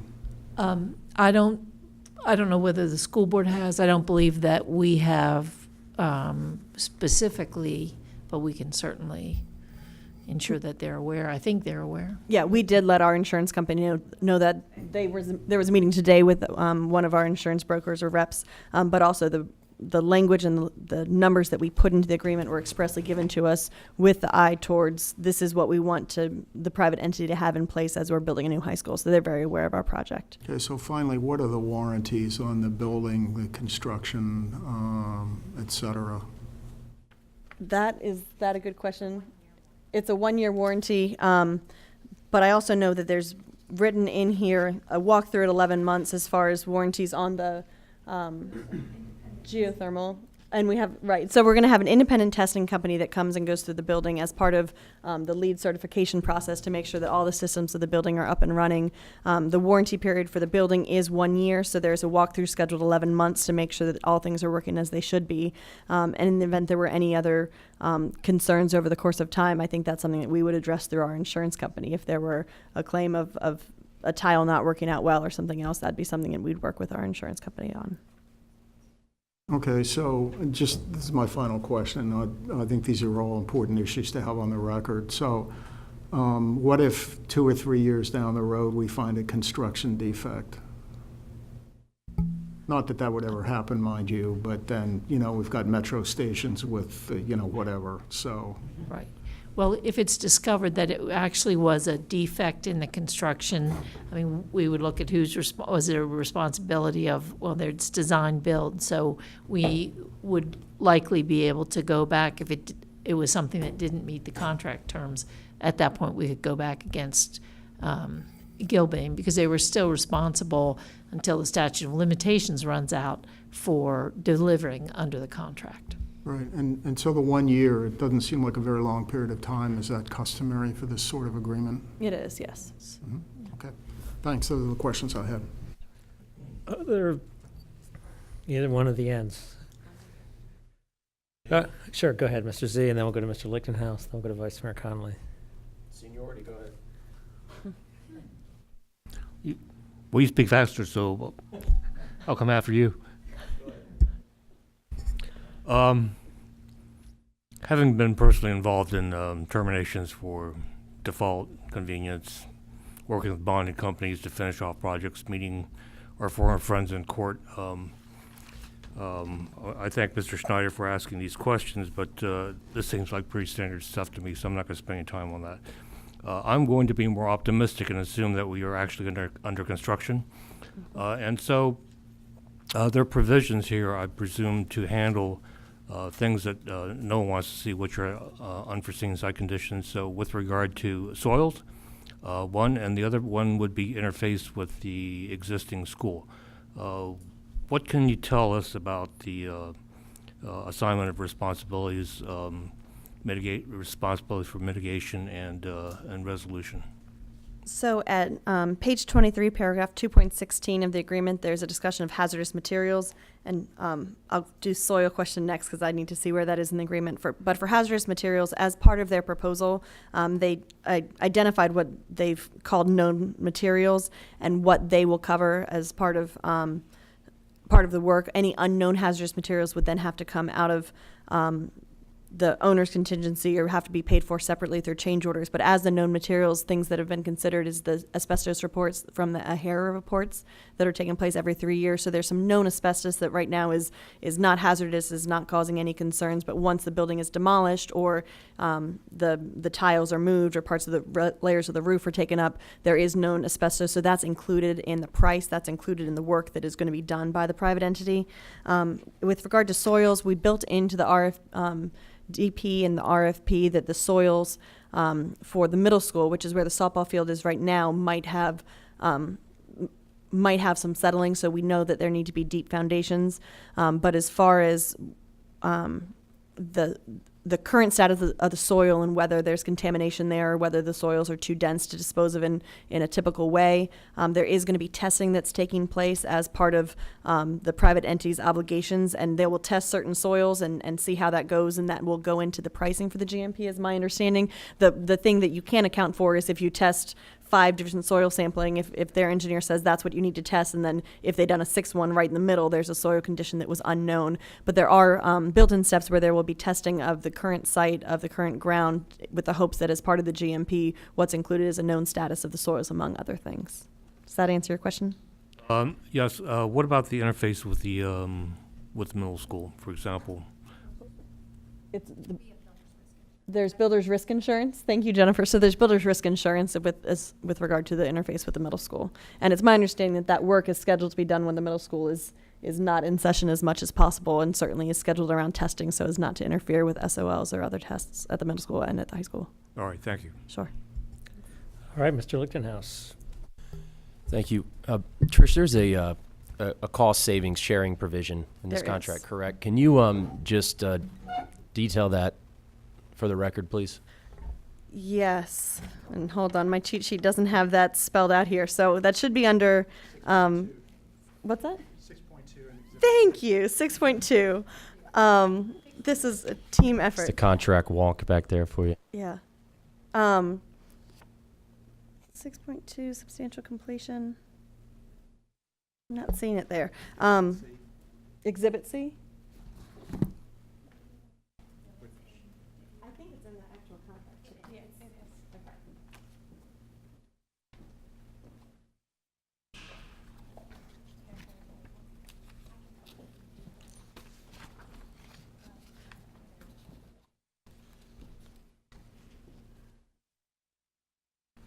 Sure, yeah, come on up. I mean, if you guys just want to talk about it in somewhat general terms. Sure, the general terms terms are. are. If it's a 50-50 share, No, if it's, okay.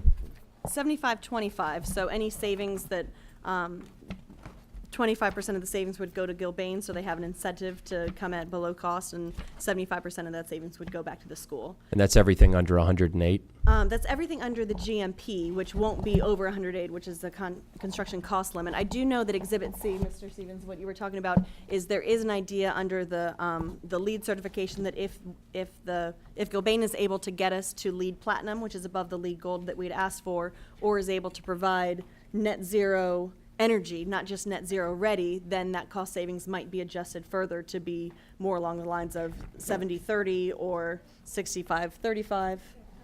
And, oh, thank you. Whoever's controlling this knows what's going on. So shared savings is at 10.4 of the contract. And it's capped. It is capped at 500, yes. Okay.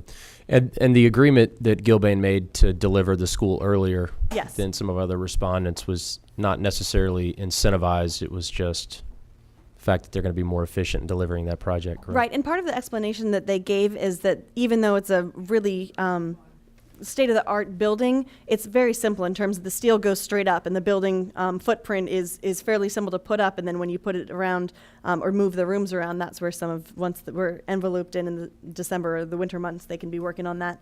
But there is no incentive to finishing early, and there also are liquidated damages. That part of moving the contract around from when you first saw it back in June to where it is now was we don't want to penalize Gilbane if they can't reach that earlier schedule, but they're guaranteeing that they will stick with our schedule, which is the building done by June 2021 and all of the site stabilization done by November of 2021. Okay. So on that was one of my questions.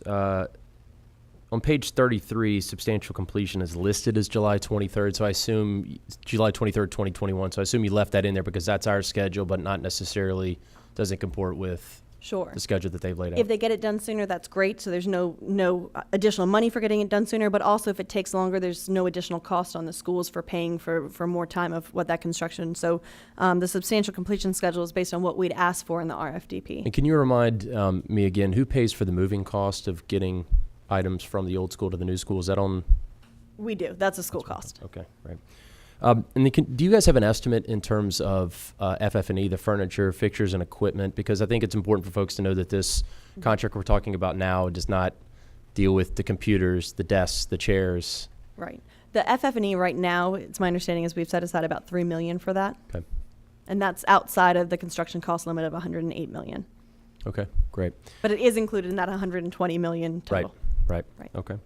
And then on page 14, 2.8.6.1, you guys referenced the contingency amount. Maybe this is a question for Jennifer. What was the total contingency amount that you guys set aside? The private entity contingency. Yeah, the amounts aren't. So we are carrying two different types of contingency. So we have a construction contingency that is to address unforeseen conditions as we're in construction. And then we also have a separate contingency that is a design and escalation contingency. That one is 3.5%. And then I believe our construction contingency is 3%. So I was just looking at some of the timing because there was some discussion in here about the number of draws that you could make out of that contingency up to a maximum of $200,000 per month. Just thinking about the timeline of the project, let's say you were to max out your request for contingency. If your construction over a, I don't know, call it from start to finish, $200,000 per month over that time period, are we going to be, does that potentially force you guys out of the contingency where you may have to come back for, you know, an inflation request related to one thing or another? So it wasn't intended to be a fail-safe. It's intended to more be that we can't just like $20,000 to death the contingency. So any expenditures that we have need to get authorized before we spend them. But it doesn't limit the amount that's pulled out of. And it also doesn't contingency. increase the amount of the GMP. Once the GMP is set, all that risk is on Gilbane. Okay, great. Oh, and then just one additional clarification here, because I think, Carol, you mentioned this, the commercial piece, the closing date for that, you said May 28th, 2019. Is that what you? That's the date that we're working with the developer on for our right to have a comprehensive agreement, to have the approval of the special exception entitlement. So we've got about a month and a half, 2 months to get that negotiated before we're up against that $6.5 million commitment. And we worked with Carol to figure out what would be the appropriate timing for that, and we wanted to give a little bit of wiggle room there, but recognizing that by February, March of this year, we should have a pretty good idea of how things are moving with the commercial development. It's a narrow window.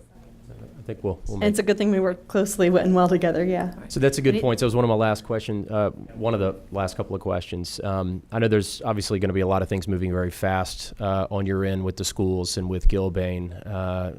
We kind of control the money. You guys control the speed of the project.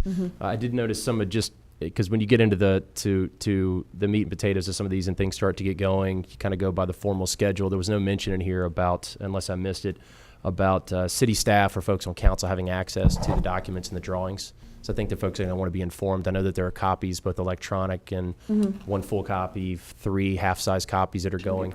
Will we have access to that on council so we can kind of follow this? I'm told that, yes. Okay, great. I think that's important. So if when requests come up, we don't have to kind of scurry to get the documents and what we need to see, that it's readily accessible. Sure. So great. And then finally, maybe this is a question for staff. There's been a lot of conversation about that good neighbor strip of land between the commercial site and the school site. And I know that that'll be a bit of an ongoing discussion as to whether it becomes shared parking for the commercial and the school, if there's some amenity there for the commercial piece. I do think it's important for us to contemplate as early as possible potentially parsing those out as separate tax parcels. If there are easements or there are separate parcels that need to be conveyed to the commercial site that are currently contiguous with the existing school site for both taxability purposes, mainly taxability purposes, that we contemplate that as early as possible. And I know that that's kind of a big question that we have to get into the finer points, but we are looking to generate as much money as possible off of this commercial site. So if there is a portion that's contained within this school site that will be carved out for commercial purposes, shared or otherwise, that should be fully taxable, at least to the extent that the commercial component is utilizing that. And so we want to make sure that we parse that out as soon as possible to be able to capture the value of that from a taxable standpoint. All right. Other questions? Ms. Hardy? Two more things I just reminded of. We talked about the timing of the project, and obviously it sounds like things are accelerating, given that Gilbane can finish 6 months earlier, which is great. The GMP also sounds like it's going to be several months earlier than the original timeline. Yes, I think we'd initially thought it would be in the March-April timeframe, and now we're thinking December, more likely January or February. Yeah. Besides kind of shortening, obviously, the community input period between now and October, are there other pros and cons with kind of having an earlier GMP set? I think it's less, we had already contemplated that we would have those discussions on August 5th and then 2 or 3 in September and the last one in mid-October. So I don't think that this is compressing the community discussions. I think it's compressing the amount of time that they have to work on the design. So we want to make sure that we're meeting. I know we have our kickoff meeting set with Gilbane next week. So we want to we haven't had a chance yet to give the schools feedback on, we see your design, here are our questions, here are things that we were thinking that you didn't know we were thinking. So I don't think it's shortening or decreasing the amount of community input, but it really is making sure that that design is done quickly and we give feedback on that and get community feedback on that, and they're able to turn it around quickly so that we could be at a point on the contract or on the design documents to then enter into the GMP discussions and to hold those negotiations once we know what the design is. But we're feeling really confident with the design and really excited about the community input in the meetings that are scheduled, and certainly welcome you all to join those committees and be part of those. Great. So good a PSA for everyone paying attention, especially in the summer when people are tuned out to attend these meetings at the end of the summer and early fall. Sure. Last question. Obviously, we've got some really competent in-house attorneys, but who else has reviewed this? Because only some of us are attorneys up here. Yes, and I am not a construction attorney. So William Devan is an outside construction counsel. I know he's helped with the city with some things in the past. He helped us with getting the Mount Daniel project, making sure we're able to move forward successfully on that. He's been a construction counsel normally he's on the other side of the private entity, so he kind of knew some of the fail-safes and knew some language that we wanted to build in. He was great with negotiating, both with Brailsford and Dunleavy, our owner's rep, and with Gilbane, and he has 30 years experience on me, so I was really grateful for his time. And to the extent that I haven't explained anything or you have other questions about this, I'm also happy to get him back involved and to answer those questions. But I'm grateful he kind of took me under his wing and taught me a lot of what this meant, and I have a lot of confidence in his abilities and what he's done to help us get to this point. Great. Well, thank you for your patience with answering all of our questions. Absolutely. Yeah, I know William as well. He's a very competent lawyer, so I think we're in good hands. Mm-hmm. I've just got a comment or question or two. So we did discuss this, and I appreciate your comments about working with the neighboring property owners and the like. I'm just wondering how it's treated in the scope of work. I have this feeling that we're going to get into this and people will say, and another thing, with respect to WMATA coming late to the party or UVA or somebody else wanting to kind of keep playing with that, maybe the road in front of it, or how this interacts or interfaces with the commercial property, whether it's, how does traffic circulate or things like that. Is there a set amount of hours, sort of devoted to this, or how does it work in the scope of work? I don't think there's a set of amount of time of either Gilbane or Brailsford and Dunleavy, but I know the sooner we begin those discussions and start figuring out what are those issues that we want to make sure we run to ground, the better it's going to be for all of us. It can be part of the initial design and won't require design phase and won't require any change orders. So I think between now and the mid-October timeframe is when we want to be getting that input and soliciting folks from the university site and from WMATA to join in the conversation, share what their needs are and what their plans are so that we can work together and that can be incorporated in what the design is that goes forward to GMP rather than waiting until, I know Jennifer did say the demolition of the high school wouldn't take place until the fall of 2021 or the spring of 2021, so that could be some of the time, but as far as permitting and design, we want to make sure that we're out in front of that, so the sooner it can be done, the easier that can be incorporated into the GMP without change orders, and the easier it can be part of the initial design rather than going back and redesigning or changing features. Gotcha. I think we're talking time, two different things. One is, when does something happen? The other one is how much time does it take to have those interfaces? And so I don't want to belabor the point, but I do think that there will be a need for some substantial discussions, obviously with our community, but also with our neighbors to make sure we get this right all the way around. But I appreciate your willingness to engage in those conversations. I think that's all I've got. Is there anyone else who's got any questions? This is just to be obvious in compliance with the original agreement that commercial development on this property may not exceed 10 acres. Is that right? The original water sale agreement. It's my understanding that 10 acres of the site is going to be for commercial development. That's correct. Okay. Okay, well, if there's no further questions, we thank you for all of your hard work and your beautiful design. And so I think we'll probably be entertaining a motion shortly, and I'm going to ask for public comment to see if there is any tonight. Does anyone want to make a motion at this point? I move to adopt TR 18-37. Do we have a second? Second. All right, we have a motion and a second. Is there anyone who wishes to speak to this matter, any member of the public? Seeing none, the matter is closed to the public. Before we take a vote, does anyone have any comments or anything further they'd like to say? Vice Mayor Conley, yes, indeed. I saved my comments till now. And first, I want to say that I am so grateful to the contract nerds of the world for working all that out, because that is not my area of expertise. But my area of expertise is looking at the big picture about how we got here. So what I want to say right now is just thank you to everyone who got us here. 364 days ago was July 24th, 2017, and that is when the City Council voted to put this on the ballot for a referendum. So in the past year, we have come so far.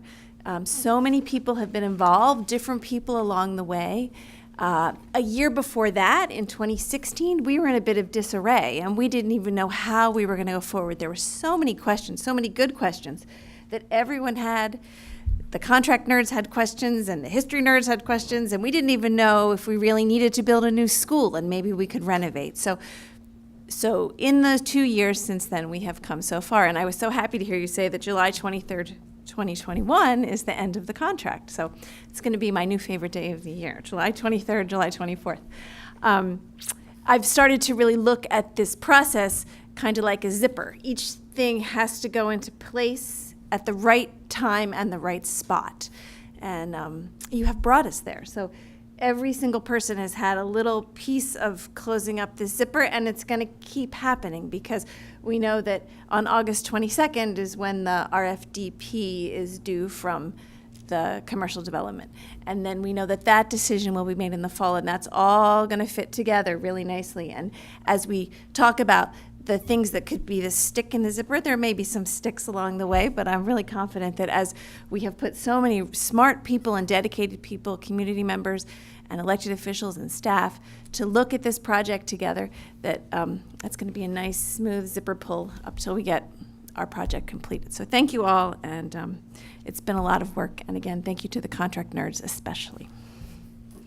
All right. Is there anything else that needs to be said, Mr. Snyder? Yeah, I would certainly second what the Vice Mayor said. It's I've lived with this for quite a while, and so I'm glad we're where we are today. But I have to say that we have some critical decisions ahead, and I hope the development community realizes that we expect a lot, and if we don't get it, we may not go forward with this project. And I think that's absolutely fundamental. Which is why a lot of my questions went to what if that happens. Quick question, both the city manager and city attorney have signed off on that. So am I correct that you both believe we should go forward with this contract as written? Yes, I do. Yes. Okay, thank you. And I really, it's an exciting point, but we've got a few critical steps to go through here. So we'll see how we do, but I'm hopeful. That's really the only comment. I really don't have anything else to add at this point. All right. Well, listen, our thanks again for all the great work and hard work that's gone into this, and we know there's miles to go before we sleep, so a lot ahead of us, but they've presented a beautiful design, and we look forward to moving forward. Madam Clerk, will you call the vote, please? Ms. Conley? Yes. Mr. Duncan? Yes. Ms. Hardy? Yes. Mr. Lichtenhouse? Yes. Mr. Snyder? Yes. Mr. Z? Yes. Mayor Tarter? Yes. And the motion carries 7-0. Thank you. Thank you. Congratulations. Quick All- question, where do we sign up for the subcommittees? Online. Okay. On the campus website, online, there's a link describing where we are now. It gives the dates of the meetings, and there's a sublink where you can sign up for the committees, and it lists, I think, the 6 different categories that you can designate which ones you're most interested in serving on. Okay, thank you. Thank you. Maybe we could ask the clerk to get it to the clerk and she could share it with council. All right, thank you very much. Our next items are consent agenda items. There's a fair amount of things here, but they are all on the consent agenda. So is there anyone who wishes to remove any item from the consent agenda? No? All right, why don't we go ahead and read this consent agenda as soon as the clerk's done with the M&Ms or... Pain relief. Pain relief, okay. I know city council meetings can be painful. Madam Clerk, we're on the consent agenda. Oh, I think the city manager usually reviews that. All right, well, let's go ahead, city manager. Items on the consent calendar include appointments, the appointment of Joy Page to the Environmental Sustainability Council, and reappointment of Ann Norloff to the Human Services Advisory Council. Item 2 is authorization for the city manager on behalf of the city to sign an agreement with Global Industries Incorporated to expend up to $500,000 during the multi-year contract term for office furniture and related products. Item 3 is resolution to endorse the City of Falls Church fiscal 2023 application for smart scale funding. And number 4 is authorization for the city manager to sign an agreement with Ardent Company LLC for intersection improvements that amount up to $646,000 and to renew the contract annually up to 4 additional one-year terms subject to annual appropriation of funds. Okay, without objection, is there anyone who'd like to make a motion? Could I ask that we just pull off the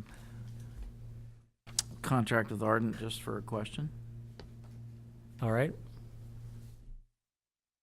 Otherwise, I'd move adoption of the consent agenda. Do we have a second?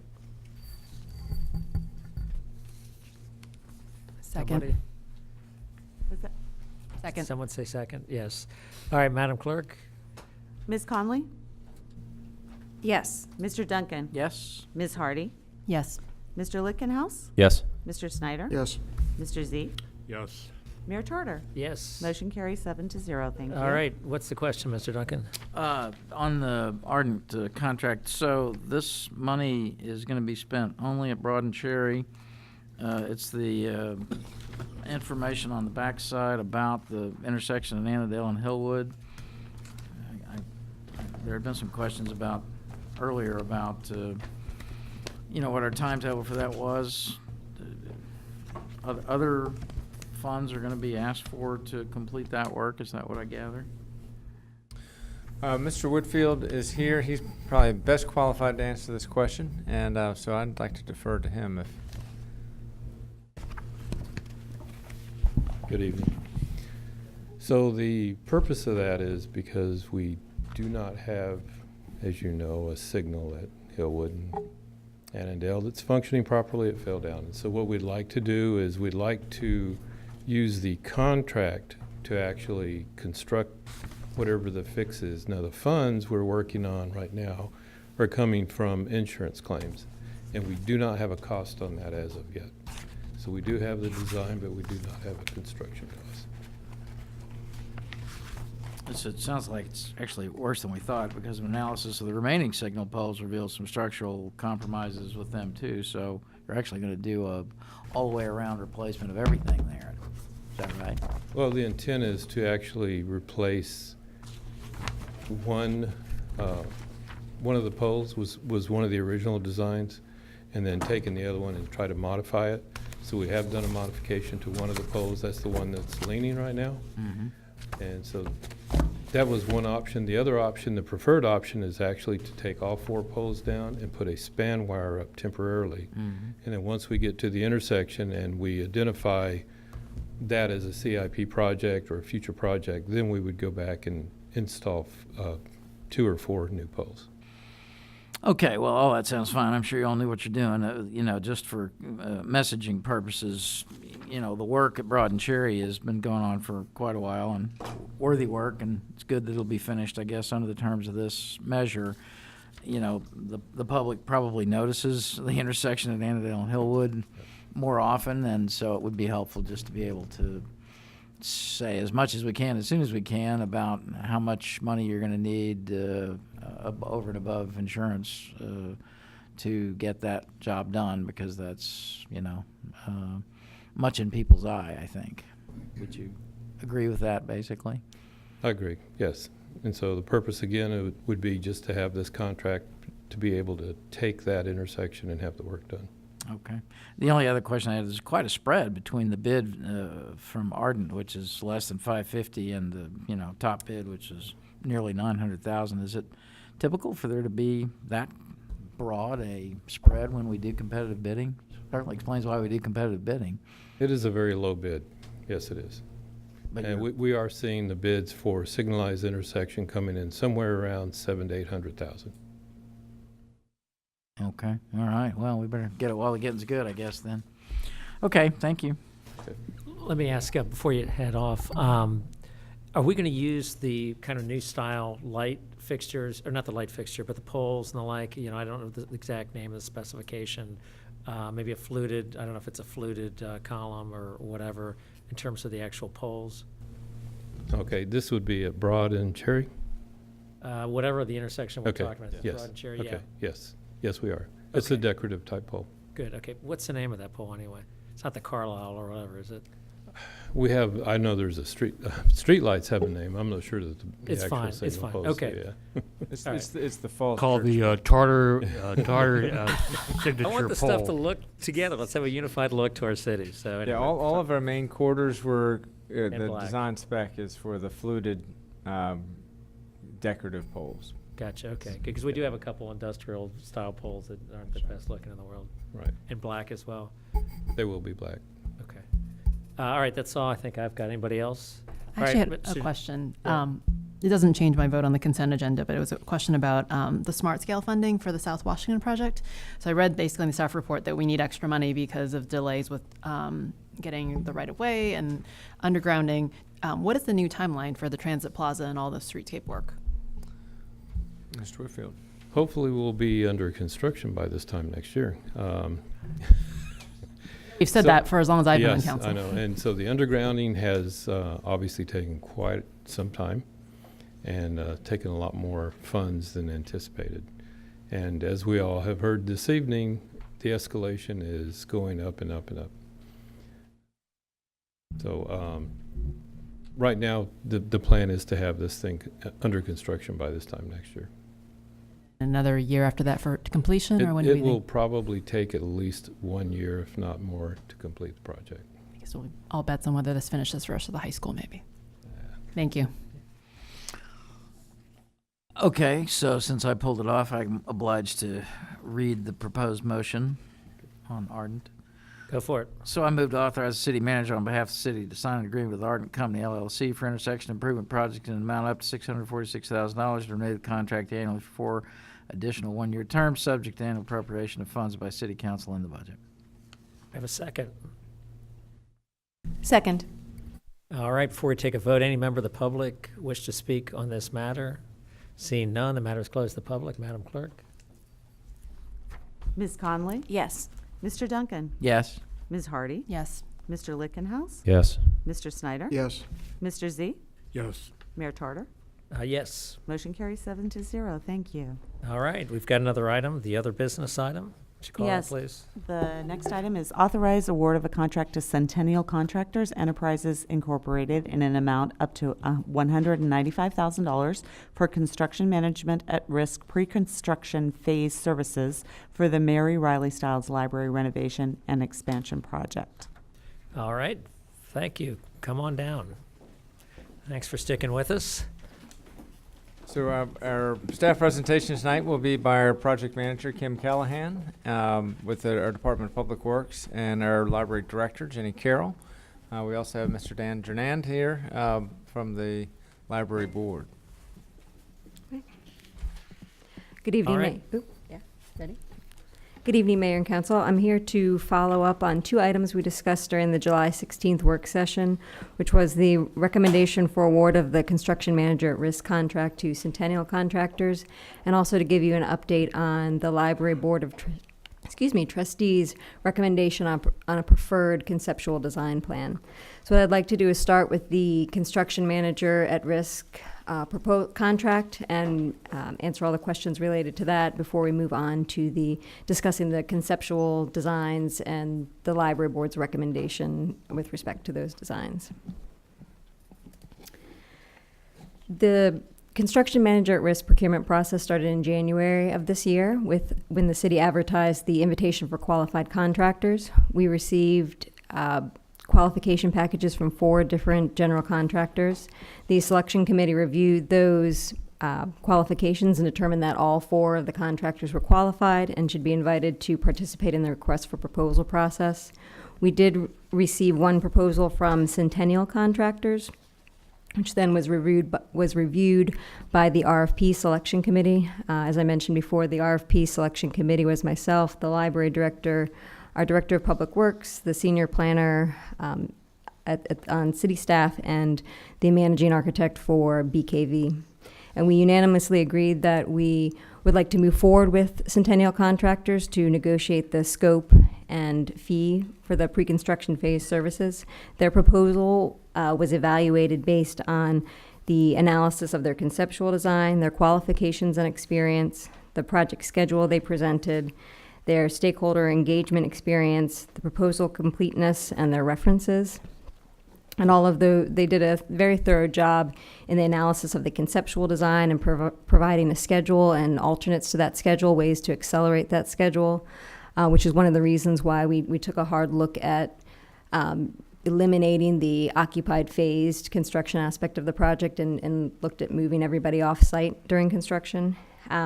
They also had excellent references. As I mentioned, they'd worked for Fairfax County and Stafford County for over 14 years, and the project manager that worked with those 2 jurisdictions is the one who's slated to work on our project, which is very important. And they said he had wonderful communication skills, was open and transparent, was very proactive. If there was a problem, he would come with solutions at the ready rather than just throwing the problem at you. A lot of those things were very important to the selection committee as we evaluated their proposal. We did negotiate. Their original price proposal came in higher than we anticipated, so there was a little back and forth with negotiating on that proposal. We cut their original fee down by about $65,000, so we did work to bring the cost down. The final cost was a little over $189,000 for lump sum pre-construction phase services, and then another $5,300 for reimbursable expenses. We believe that this is a good investment in the project up front to get a lot of feedback from our general contractor as we move throughout the design process to try to avoid surprises during the construction phase. And the main thing I think we're looking at is cost control. We want them to constantly be looking at the costs, provide ideas for value engineering if necessary. We're also looking at the staging and logistics of the site. It's a very tight site. We're going to have to figure out how to work with our neighbors early on.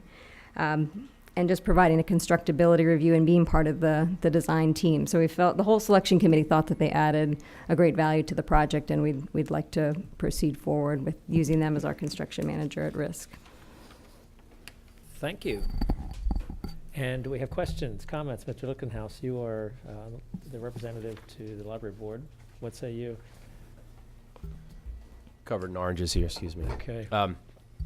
I think Jenny and Kim have done a great job in evaluating. I was a little disappointed that more folks decided not to go past the initial evaluation process, but I think everybody felt comfortable with the references, the ultimate pricing, where we ended up, and the work that they had done for surrounding jurisdictions. Personally, tonight I'm excited for you guys to go over the schematics of the project. You guys going to give a presentation on that, Jenny? Okay. And I can speak more to that as well. It's been quite a ride over the last 7 or 8 months working with you guys on this project, so there's a lot more to share. Okay, are there other comments or questions as relate to process? Ms. Hardy? So I know what we're asked for tonight is to decide about the 195 for the pre-construction phase. When we're done with that, does Centennial automatically become the construction firm as well, or is there another RFP that goes out? No, so they'll generate a GMP, a guaranteed maximum price, similar to City Hall. And if we can't come to an agreement on the GMP, then we would have to solicit for services for another general contractor at that stage. But right now, the way it happens is they are selected for pre-construction phase services, and then they put together a GMP, and then if we can agree on a GMP, then we move forward with them for the construction phase services. There's not another RFP process unless we can't come to agreement on the GMP. Got it. Because I asked this last week, because I think my initial concern was there was 4 bidders, but it sounds like only 1 responded past this phase, which to me for 195 didn't seem like that big of a deal. But if we're talking about, you know, the rest of the full construction amount, I'd be a little concerned that we only have 1 bid, and that just doesn't seem like, you know, great to have more information from beyond 1 person. So it sounds like if we do choose them for the pre-construction phase at the CMAR, that they would proceed as the construction. Correct. Okay. And so we wouldn't have bids from anyone else after that. No, unless we can't come to an agreement on the GMP. Okay. Thanks. All right, any other questions or comments at this point? If not, please continue your presentation. Okay. The other issue that we talked about at the July 16th work session was the conceptual design and the 2 big points that we needed to agree on before we could move to schematic design. And that was the location of the entrance and the location of the children's room. Do you need my thumb drive? Is it not coming up? Okay.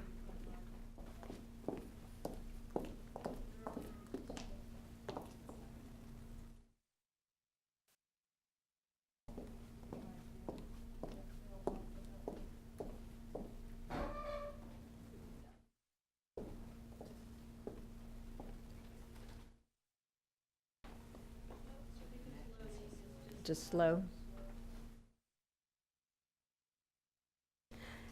And the options that we're talking about, the corner entrance versus the Park Avenue entrance, and then the children's upstairs versus children's downstairs has been an ongoing discussion for the last several months with the board. So we've put a lot of thought into it, and there are a lot of reasons why the board chose the way they voted the way they did, and I'm certainly happy to go over them.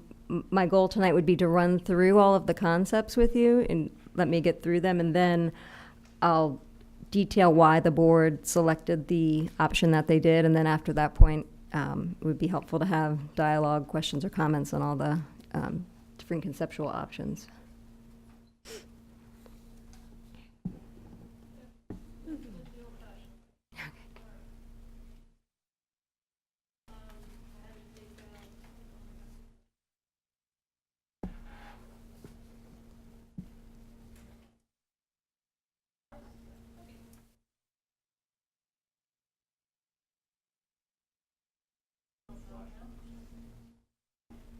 Okay, so this is gonna.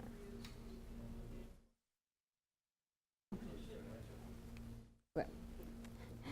The first item we can discuss is the corner entrance versus the Park Avenue entrance. And what I'm showing you here is the corner entrance, it's not working, okay. How do I control is there a way to control the mouse? No. Okay.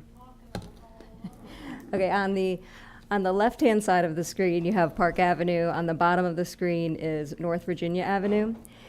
Everything in gray is the existing building. The addition is in the pink area.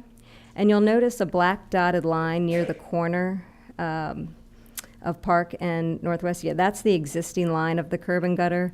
In both the Park Avenue entrance scenario and the corner scenario, we're proposing to bump out the curb in that section to make the crosswalk smaller and to give more pedestrian access in either scenario.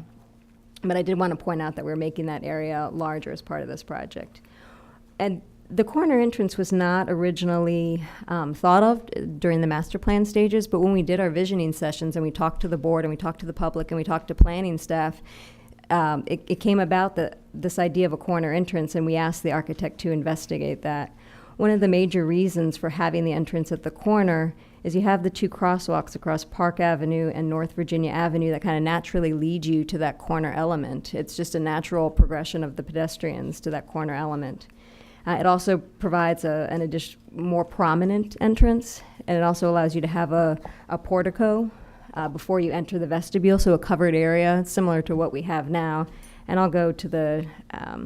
Actually, Before you, It wasn't the white part, it was I know the hand was moving. Oh. So this is the portico here. Right. That's the ramp downstairs.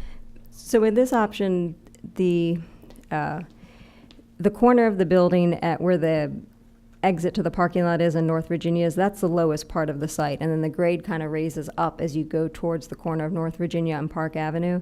So with the corner option, that little white area around the portico are steps, because you do need to make up some grade in that area and have 1 or 2 steps before you get to the portico. And then on the other side, we may not need a ramp, but there will be a little bit of a grade adjustment there. That's just something we need to work out as we work through the details, if this is the option we're moving forward with.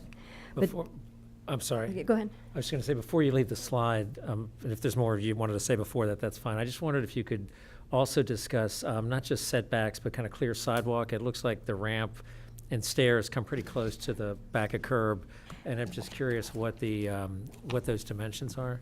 Yeah, so both on Park Avenue and North Virginia Avenue, the setback from the outer portion of the building, so if we talk about North Virginia first, you see how it bumps forward and back, where it's forward to the back of curb is 14 feet. And then between the planter area and the building is 8 feet. So they kept that 6-foot landscaped area along the frontage to comply with the streetscape requirements.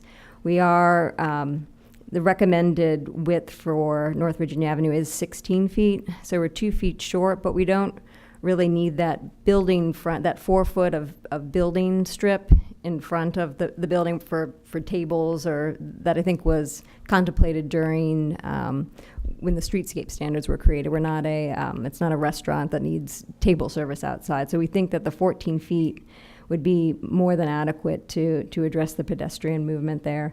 Again, so you'll have 8 feet of clear space between the planters and the building.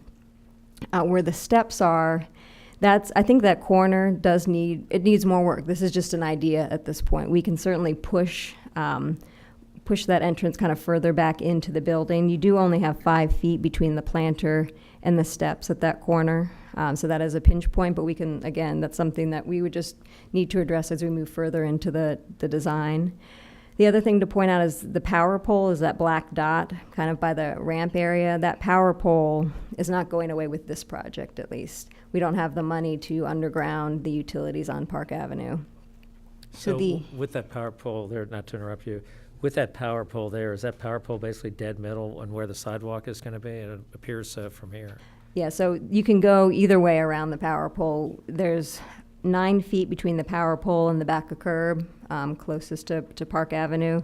But then at the moment, there's 4 feet between the power pole and the steps. But again, I think that's something we'll need to work out a little bit more if we proceed with the corner option. I agree that it needs more work, it needs more detail, but we haven't gotten to that stage yet.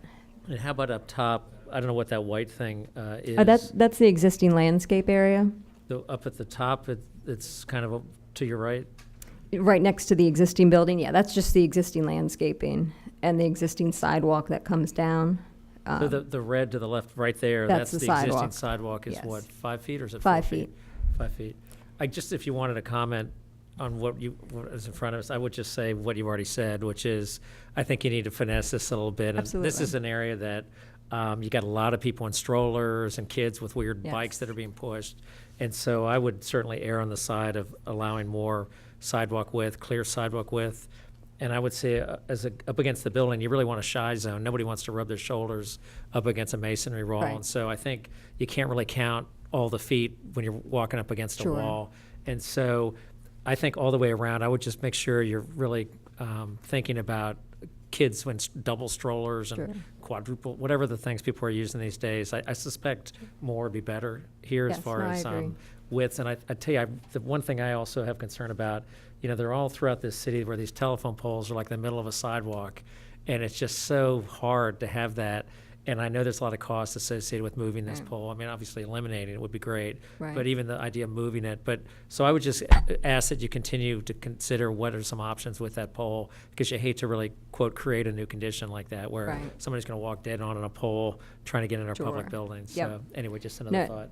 I agree. If the corner entrance is the direction that we want to go based on functionality and just getting people into the building, it needs work. It definitely needs work. This is just the first blush, a first idea.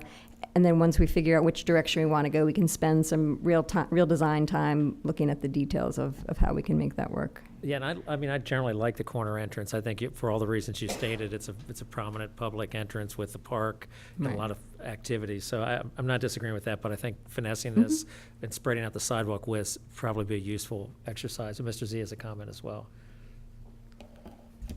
I am going to add a little bit more fuel to this discussion here because but let me just first say that I appreciate you bringing all these concepts before us, and I do like the corner entrance. Have always been very tepid about putting it on park per se, and I can see here why you're trying to maximize the amount of space, which is a good thing. But the pedestrian circulation around the entrance is poor. It's just this library was first built over half a century ago, something like that.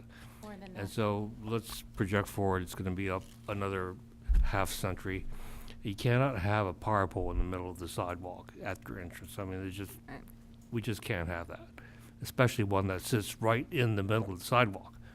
And you've identified the obvious pinch points here as well. And so the mayor's asking you to consider ways of finessing that. I don't know how you're going to finesse it per se. I mean, you've got to have a certain amount of room for the landing. Need to have a certain distance for steps. There's just maybe you could round it. I don't know. It just does require a lot more work. But the one thing that I'm going to be adamant about it, and I would task the city manager as well to get involved, is we need to get rid of that power pole. That's a showstopper for me. If I may, Council, we'll continue to work with our project team, but we are looking at additional money for all of Park for undergrounding and streetscape from State Theater to the library. So we have some money to do part of it. We'll continue to try to obtain more. And we'll work with our Dominion franchise agreement for either relocating and or using our undergrounding utility. So a lot more work to do, but we need to get the CMAR on board with our design team. I also want to applaud you on making sure that this bait is planted squarely in the middle of your presentation here, and so you've got at least a couple of fish rising to it. Is that right, Mr. Lickenhouse? All right, other comments, Ms. Hardy? A question, because I can't read the numbers. How many square footage is the proposed addition supposed to be? Is that, say, I wouldn't get hung up on that yet, because based on the cost estimate, we're really going to have to look at potentially minimizing a little bit of that cost. It's just at a programming stage right now. This is really to figure out where we want all the different blocks of space and how we want them to function together. Our goal was an additional 6,400 square feet of space. and what's total right now? The total right now with this concept? No, the current square footage. Oh, 18,500? We want it, yeah, the existing building is about 18,500. And this would add 6,400? Correct. And if I'm understanding this diagram correctly, so the expansion would happen kind of essentially where that mulched area is Correct, right it's now, coming where the out. bench coming out that way, so there Yes. wouldn't be the long stairs that go up there on the Virginia side? Correct. That retaining wall and those steps would be gone, and your building, you'd have your landscaped buffer right off the back of curve, and then you'd have another 8 feet of sidewalk before you get to the building. But yes, that retaining wall is gone. That building will front North Virginia Avenue. Okay. So the only entrance would then be at the corner in this version versus? Well, I'll get into that. Let me go through the concepts and we can talk more about the different entrances. You'll definitely need an emergency egress in the addition on the lower level, just for code. So you'll have to provide another way out of the building. Okay.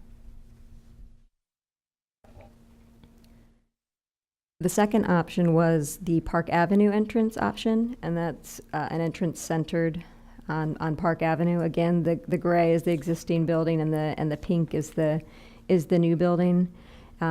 This entrance, again, we're still bumping the curb out at the corner of Park and North Virginia. You still have the pole, but the entrance itself would be right off of Park Avenue. And the difference here is that there's no portico. You enter directly into a vestibule.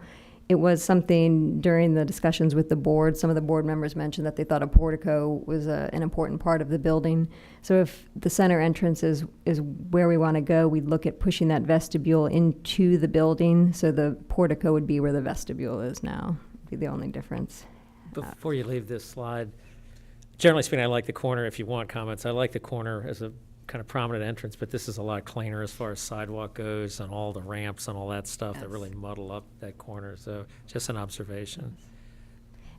The other reason that we liked, and when we get into the block plans, we can talk about this a little bit more. The corner entrance provided a functionality that the library staff and library director really liked. So let me move on to the block plans. These are just some perspective elevations. Again, I don't want you to get caught up in the actual design. This was just a first idea, so you could have an idea of massing about the materials that we would be proposing to use. But this is by no means a final design. It's just so you can get an idea of what the corner would look like versus the side entrance, the Park Avenue side entrance. I wanted to bring this up initially. This is a block plan of the existing library, just so you can see there's not a whole lot of detail. It's really just blocks of programming space. Each program area has a different color. So the adult section is the light purple, the children's section is the darker blue, administration is green, the historical room is pink, and the teen is that teal, and then kind of the circulation space is the cream color. So there's not a lot of detail. This is just used as a tool for the library to figure out how they want their building to function and where they want the different spaces. And just as we move forward, this is something that I always kept looking at. The lower level is on the left-hand side. The upper level is on the right-hand side. So, the upper level being the right-hand side, it's where you would enter the building. So this is option 1A, which means it's a corner entrance with the children's area on the top floor. So one of the things we liked about, I forgot to mention about the corner entrance, is if you'll point out the stair, that stair is along Park Avenue, and that has 3 large kind of arched windows that look into the stairway, and it's a nice communicating stair in that it provides a nice connection between the upper level and the lower level, but it also allows a lot of light into the building at that spot. The functionality that I was talking about that the library director preferred was that if you look at the portico, there could be a direct book drop into the circulation area, which would make sorting the books and getting the books to where they need to be a lot simpler. In addition, you could have the option to have it in the vestibule or the portico. Either place could have a book drop. And then the circulation area is very close to the front, very close to the entrance. So again, that makes things simpler from processing the books from that point of view. You'll also notice next to circulation, we have the teen room, and then we've added 2 family restrooms. And then that whole back section of the library would be the children's section. We would still maintain some adult functions on the top. It's called the Popular Library. I believe you refer to them as quick picks, like the things that people want to get in and get out, like the new nonfiction, or the new fiction and nonfiction, the DVDs, the CDs, those would still be on top. Where the children's section currently is, where the bow window is, that yellow area, that would be the meeting room. And that meeting room has a direct connection to the children's area, because that's where we would hold a lot of the programming, that's where story time would be. So we wanted to make sure that the children's area didn't have to go through the whole library to get to that programming space. And then next to the meeting room, we have the staff areas, the youth staff, and the library director's office, which will not change. If you go to the lower level, all of the adult nonfiction and fiction is that purple area. Again, on the orange in that orange on the left-hand side, those are new restrooms downstairs for the public. You have the elevator and the communicating stair. And then as you move forward, kind of in the darker part of the library, we have the meeting rooms that maybe don't need light all the time. We have the adult staff room, and then we've enlarged the historical collection. And then the rest of the building, the technical staff and that green staff area would really remain unchanged. So for the option 1B, again, this is the corner entrance, but this is with the children on the bottom level and all the adult services on the top. So if we start at the corner, your circulation is in the same place, your stairs, your elevator, bathrooms, all in the same place. It's just that the adult area has taken over the whole top floor. I think the interesting thing to point out in this option is we've moved the historical section up to the first floor of the library. And one section of it was thought to function the way it does now, where you need an appointment to go in, but then the other part of it would be a workspace where they'd have materials available for anybody to look at. And we think that maybe the historical collection could use a little love, because most of the people during the visioning session didn't even know we had a historical collection in the library. And then where that bow window is, where it talks about adult reading, and then the small meeting room, the thought was that the wall between those two spaces, the yellow and the purple, could be a movable wall to make it flexible. We want the design of this library to provide for flexibility and different opportunities. So you could have a programming space up on the top floor, so that adults wouldn't necessarily have to go downstairs for programming space, but you'd also have the flexibility to keep that as a reading room, because it's a really nice space. It's a really nice feel there. It'd be great to put some tables and reading chairs in there.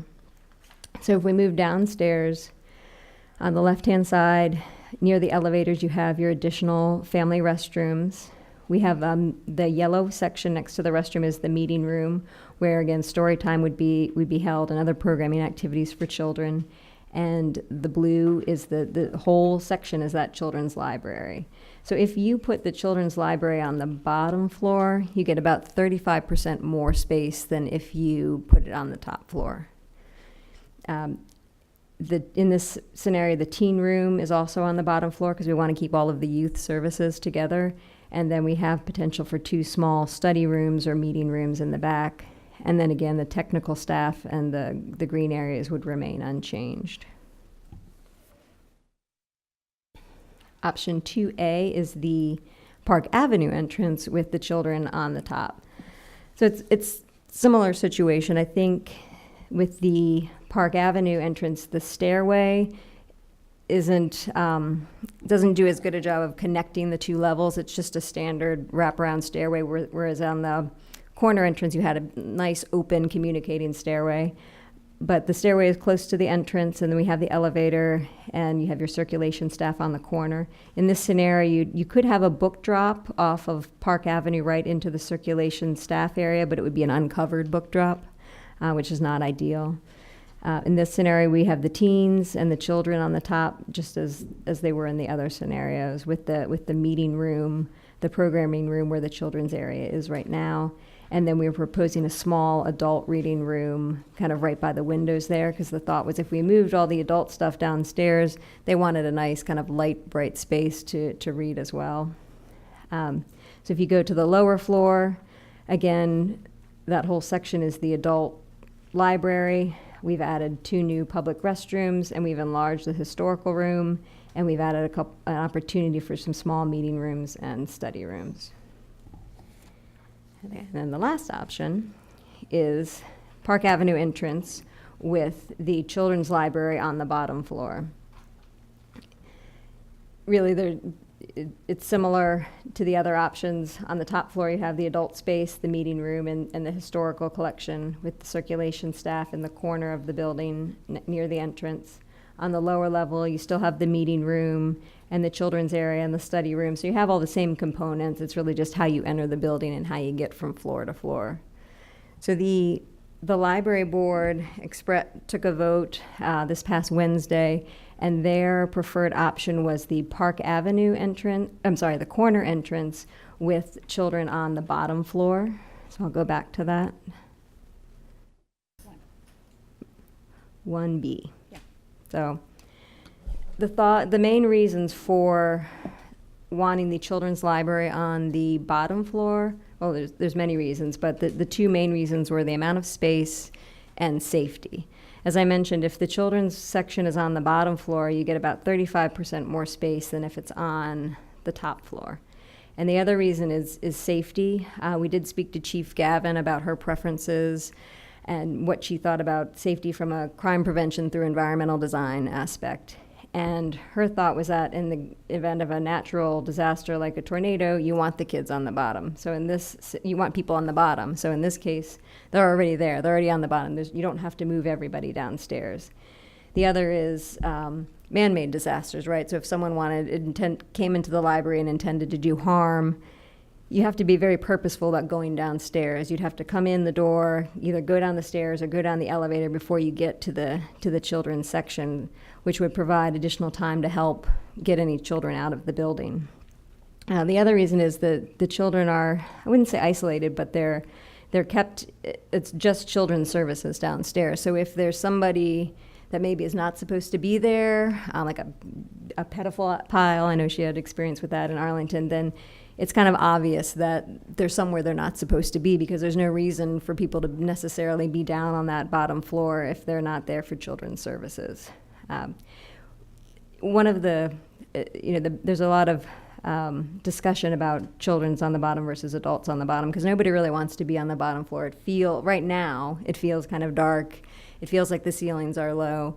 But if you put the children's section down there, you have a lot more opportunity to liven the space up with color and design and patterns and lighting, and also the stacks, the shelving is much lower. So you'll have better sight lines throughout the whole lower floor, and light will be able to travel better because the stacks won't be so high and the ceilings won't feel so low. So those were some of the main reasons we felt the children's section was it was beneficial to have them on the bottom floor. And then you didn't have to hear the thundering herd of kids running in from story time. That was a complaint of some of the adults when they were downstairs. They could hear the running and the jumping of the little feet.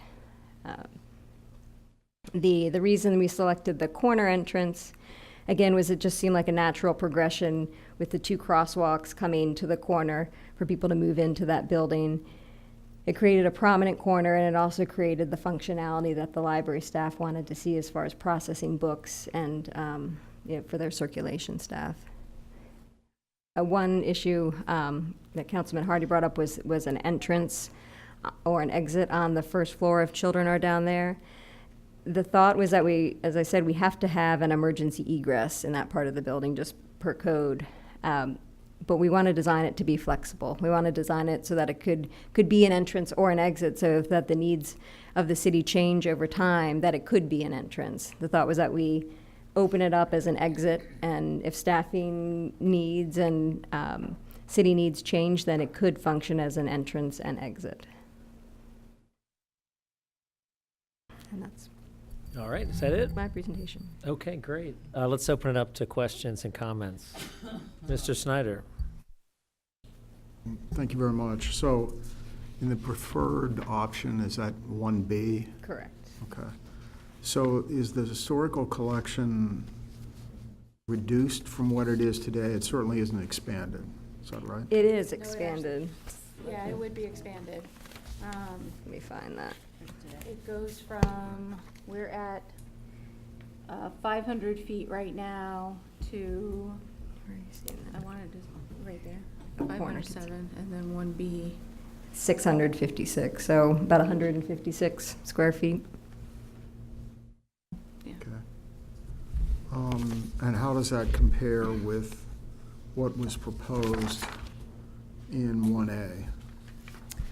1A is sorry, I want to make sure, because they're labeled differently than they were before. This is Or 851 in the 1A scenario. So I'd like to urge that we take another look at the amount of square footage there. And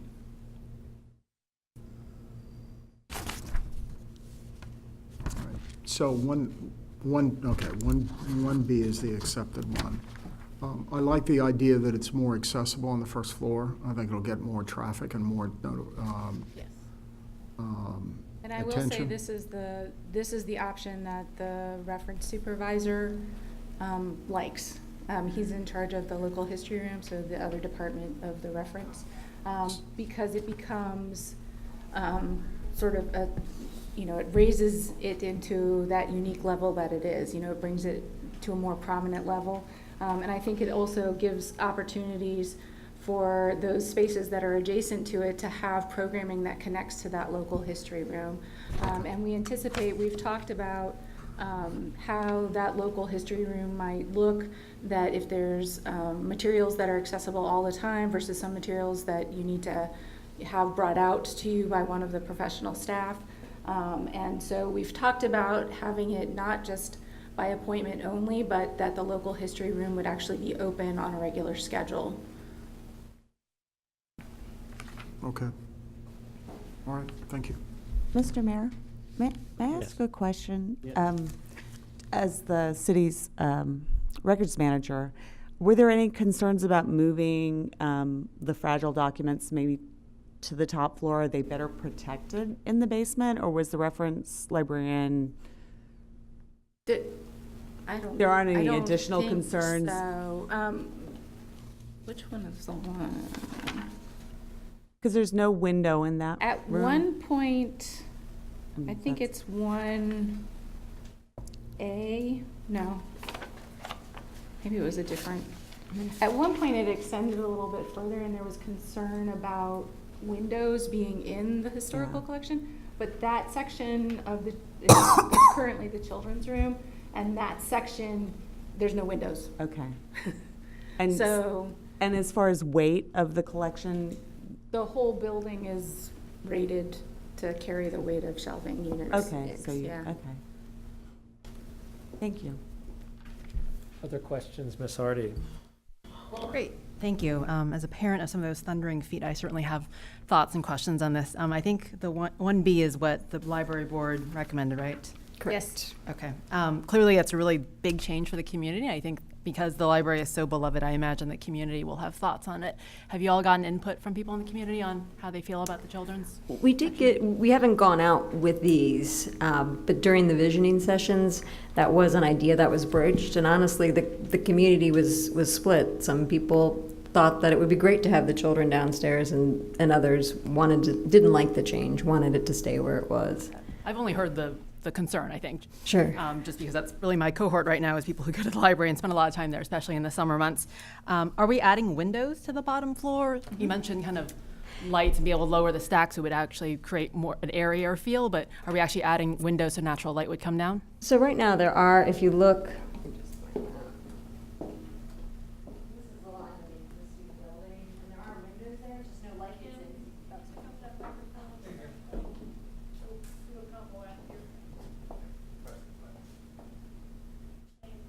sorry, thanks. So no, but not a whole lot of light gets in here because you have that retaining wall that's there. If we push the building out and we get rid of that retaining wall, these are kind of shown as windows. But again, the grade is rising as you come up. So there's really only opportunity for windows kind of in that first section of the building before you start getting into a buried basement condition. But yes, there will be windows right along North Virginia Avenue with nothing in front of it to block the light from getting in. And also with the corner entrance, you get that stair that's right in the middle of the building with the three big arches that are windows looking out on the park, and then a communicating stairwell that could have some transparency to it. So it would bring light down into that lobby and probably that first portion of the children's library. Yeah, when we looked at kind of statistics about library visitors, I think a large proportion of them are kids. And also to think about accessibility for them.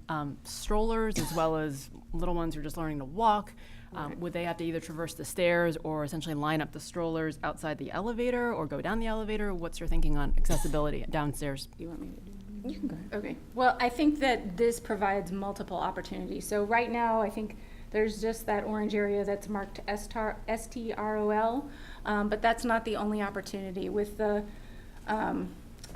children's on the lower level, what you're talking about is, imagine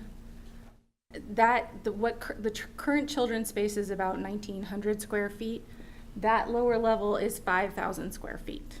Not including the meeting room. Not including the meeting room. So I think there are many opportunities, both on the upper level and the lower level, for stroller parking or just parking in general, because it's not just children and nannies and caregivers. It's not just children and nannies and caregivers that have larger objects, but there are some adults who have larger objects that they bring into the library, and so I've been calling it a parking lot. And so opportunities may be here, it may be along here where the story time may occur, it may be here, it may be that these are zoned areas, so if this might be a preschool area with some opportunities for play, that maybe somebody wants to park their strollers here. Upstairs, we've indicated stroller parking here. There may be other opportunities, over here, and before you get down into the stairs and the elevator. So I think it provides more space for those opportunities to happen, whereas right now we have none. Yeah, we kind of have that impromptu area that's the length of the hallway, because I know I always see that stroller parking is essentially the length of the popular library. Yes. Right before you go into the children's library. Is the elevator going to be jumbo size? I imagine like we're going to have kids queuing up to kind of get downstairs. Exactly. That was one of the things we talked about, is having a larger sized elevator so that several people with strollers could fit into that elevator. Now, is our vote tonight dependent on this 1B being the preferred option, or will we have opportunity to further discuss? So the way that I had planned to try to bring this forward to the public was for the library staff and the library board to look at the blocking and stacking diagram and vote on, and they voted on what they thought worked best functionally for the library, how they wanted the library to operate. What I'd like to do is hear your comments and incorporate those into the schematic design. Once the architect creates the schematic design of what the library board and the library staff would like, their preferred option, I'd like to present that to the public once it's been priced out by the CMAR. Because the last thing I want to do is bring something out to the public, get all this feedback, and then not be able to deliver. So that was my strategy with public outreach, is figure out what we want, present that to the public to hear their comments. If there's an uproar and an outrage about the children being on the bottom floor and we need to regroup, we're only at 10% at schematic designs. It's not too late to rework it and to rethink it if there's a lot of dissent on moving the children to the bottom floor. Got it. So the $190,000 contract tonight would work for either option 1A or 1B. Right, but they're only pricing up one option. I can't give them 4 options to give me prices on. So we need to decide which direction we want to go and move forward. If we need to change it, that's fine, but the $190,000, they don't care which option we choose as long as we tell them which direction we want to go. So if we do get input that people prefer 1, do we have to spend more than the 190 at that point? That wouldn't be on the CMAR, that would be more on the architect. We may have to spend, some money reworking the schematic, but as I said, it's at 10%. There's not a lot of detailed design that goes into a schematic design at this point. Got it. Okay. I still think it merits a lot more discussion, because I think as one of 2 council members with constituents in that age group, I think it just warrants a lot more discussion on how people feel about that change. Okay. Thanks. All right, Mr. Lichtenhouse. Yeah, I just want to respond to a couple things, because I've spent some time with these guys and with the Board of Trustees looking at this. And speaking directly to Ms. Hardy, when I first looked at these in the discussion, before even this blocking plan and the schematics, I was firmly in the camp of kids have to be on the top. It's the kids first. It's the children. That's who's spending, that's who's in the library the most. But my thinking has evolved to a large degree based on some of the facts and figures we've discussed, but just trying to put on a different hat other than the real reason that I spend most of my time in the library, which is to take the kids there. And that is, and you guys back me up on this, maybe I am wrong, but if I recall correctly, there's a larger volume of visitors that are kids, but they stay less time, right? Most of the folks that are going to the library that are spending the most time there are the adults in terms of length of time from visitors. in terms of length of time. So we Right, have so- lots of adult visitors who come in and work there all day, use Right. the computers, use the collection, sit in the reading room. And actually, I would like to increase that. So I see lots of opportunities to increase our services to adults, including program and incorporating the local history into what we do, and really using that unique resource and making it available to the community. So I see all of our patrons as equally important. Yeah, the reason I mention that is because you know there's a lot of we're somewhat constrained in terms of natural light in that bottom level, right? So it's not going to be the most desirable location for anybody that has to spend time down there. I mean, that's just the truth of the matter. But I do think it's important that we have to think about the larger population, that maybe fewer of those individuals going, but they're spending more time there. And in terms of ingress, egress, level of comfort, how that library is being used, you know, I've ended up in the camp of putting the children downstairs. I mean, I think this is even prior to Chief Gavin speaking at the trustees meeting last week, and it just makes a lot of sense from my standpoint. But I do think a critical component, and I know that this was something that kind of ebbed and flowed in terms of our discussion, was that bottom entrance. And in a perfect world, putting the children's library downstairs, you would have a full entrance and exit that was staffed on the bottom floor, but I know that presents staffing issues, additional cost, security concerns. But you know that might be another solution. So that's something that probably needs to be discussed. But I do understand that there are concerns there. So, from my standpoint, after having seen all of this, you know, I prefer to have the children downstairs. I do think that it presents a noise issue if you've got that much square footage upstairs for the kids. In terms of the corner entrance to the Park Avenue, my thinking has kind of evolved on that as well.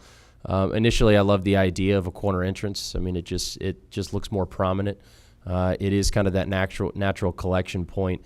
But when you think about some of the challenges and when you think about some of the potential costs in trying to use that space most efficiently, I've kind of moved a little bit further into the Park Avenue entrance camp, simply because it does reduce the pinch point. It also provides us to move that vestibule in a little bit and provide some parking. And when you just look at the natural circulation coming up the steps into the portico, then through the vestibule, then into the popular library, and assuming the children's library and children's spaces downstairs, and you're taking a hard left either into the stairs or onto the elevator, it just seems like it's kind of an unnecessary flow. So that's just my general comment in terms of the Park Avenue versus the corner. But it would be a beautifully designed corner entrance, and it would be grand, and it would be fantastic to have a portico. But right now I'm thinking about what's the most efficient use and efficient ingress egress for the patrons, and I think Mayor Tarter mentioned it and described it this way. It's just a bit of a cleaner approach. And I think it's something that we need to look at. And you also have to remind yourself that yes, there is a lot of collection of traffic from folks coming up, parking across from Cherry Hill and up Northern Virginia. But not all of that traffic is necessarily flowing into the library. And so creating as much wide space for people to traverse that, I think, is fantastic. And then on to the light pole. Nobody likes that light pole there. You guys get it. We get it. It's expensive to put that underground. And the Board of Trustees does not have a lot of money to work with to begin with. So hopefully that can be incorporated into Park Avenue. I don't know how costly it is to move that pole closer, what the setbacks are required for a supporting utility pole like that, if it's cost efficient to potentially move it further out towards that corner in that parking space. But again, I don't know the cost or what would be required in terms of approvals and safety to move that 5 feet away. So it may be something to look into. So that's all the comments that I have from you guys. Again, I think you've done a great job of diving into this, and Kim, certainly thank you for all of your time and those late nights. So those are my comments, and I certainly think that this is, and echoing several of the council members, is something that needs to be taken to the public to kind of get a final decision in terms of sending the CMAR in that direction. But I think we've got some good options. So thank you, guys. Vice Mayor Connolly. Thanks, Ms. Callahan and Ms. Carroll, and the Library Board for all your insights, because there really are a lot of big decisions here. On the question of children's library upstairs or downstairs. My second favorite library in the United States is in Riverside, Illinois, which is where my mother-in-law lived for many years. So when I had little children, we spent like half of our time here at Mary Styles, and then we would visit to Chicago and visit her. And the children's library was on the bottom floor, a very similar library. And it was awesome. It was great because the kids, they were down there, they felt safe. It was dark on one side, but there was light on another side. The teens were downstairs too. They were able to do programs. So having seen that, I agree that putting the library on the first floor or the children's section on the first floor is a really good idea for safety and for containment and for letting the kids have an opportunity to move around and be kids. So I would support that, definitely. My question about the light coming in on the lower level option 1B, I think that's where we are. Are there windows also on the alleyway side there? Yes. So there are windows on two sides. Correct, and that's the south-facing side, so you would get a lot of light through You that get a lot. alleyway because you're extending past that existing building that's there, so you can Right. take advantage of that. Okay. And there may be ways to expand that light, once we get into the more details, to pull that light in further if Figure need out be, how so to- that it isn't a dark, musty corner where you're putting kids in. Well, I in think a- you utilize pattern, color, furniture selection, and then your lighting selection Right. in the rest of the library. And so a lot of the libraries that I've seen, every time I go to a different city, I go to their Right. library. And so a lot of the successful ones, or the ones that I like, there's lighting at multiple levels. So there's ceiling lighting, and then there's lighting that may be pendant lighting that comes down, and then some lighting on the tables or within the tables that you have around for people to study at, or that type of thing. So I think we look at all of those things, and there are more options for children. Right. And not the least of which is also the shelf height. Right. So the shelf height would be greatly reduced with children's on the lower level. So if you're in Chicago, visit Riverside Library. That's one question. My other question is just about and again, since this is all conceptual, but the stairwell, or I guess the portico, I like the entrance on Park Avenue for the same reason that Mr. Lichtenhouse and Mr. Tarter mentioned, just that the busyness of that corner seems really crowded to me. And as a pedestrian and as a driver and as a biker through that corner, there's so much stuff going on there that to add a vestibule entrance there just brings that much more stuff. The current entrance is set back just that much that it makes it seem safer, but it just seems a little more outside, exterior, dangerous. Is there a way, if you put the entrance on Park Avenue, to pull it back in a little bit so you do have a portico? Is that what you were talking about? Yeah. Yeah. So where the vestibule is, that would be the portico. Right. And then the portico would have to go inboard into the In the building. way So you of would the lose a wall. little bit of space, but Right. that's just the trade-off. Right, okay. And then how about safety issues from Chief Gavin, just as we live in this era where we're looking at public safety and protecting citizens in large public places? Is there one of those more preferred as far as safety goes? With the Not in corner terms- entrance or the main or the Park Avenue in the entrance? entrance. In the entrance, not in terms of the entrance, although I will say that having an entrance that goes straight in, to me, seems less safe than when we have to go in the corner Right. and through and then in. You know, the center entrance, you just go in right through. Right. So I'd be interested, if we're going to look at a Park Avenue entrance, to see if there's a way to make it safer so that you're not just walking right into the main room, but there's a way to have a bit of a choke point there for safety. Yeah, and the choke point may come through furniture. Right. Right. A desk, a circulation desk, Right. or informational desk. Right. As we looked at, we all did But we a tour. haven't Yeah. gotten there yet, so. We all did a tour of Mount Daniel recently, and the entrance to Mount Daniel there's just a way you have to go in, so you can't just walk right into the main part of the school. And I know a library entrance is different than a school entrance, but it just, the way, the path of walking and the way the windows are set, you can still get the light, but it just requires that extra step, which provides more safety. I think that's it. I like these, and I like these elevations a lot. I know not to get attached to them, but I think they're a nice addition to what we have right now. I like the big arched windows and the way they go down the street. It makes it look really nice. We thought the arched windows was something that was very important, because that's kind of the main entrance now, and we wanted to keep that theme going throughout the building. Right, right. Just one quick comment. Wasn't the Park Avenue entrance cheaper than the corner entrance? It initially? was, but a lot of that had to do with the phasing, because when the cost estimators put together our cost estimate, they took phasing into account. So if you did the corner entrance, you had to build a temporary entrance where the Park Avenue entrance would be in order to maintain functionality of the library during construction. So if you don't have to do that, the costs are reduced. The other increased cost was the portico, because with the Park Avenue entrance, we didn't have a portico. But if we need to add one back in to the Park Avenue entrance, then it kind of is a wash. So the added masonry design, all of that, Right. that's adding to the portico cost, right? Right. Yeah.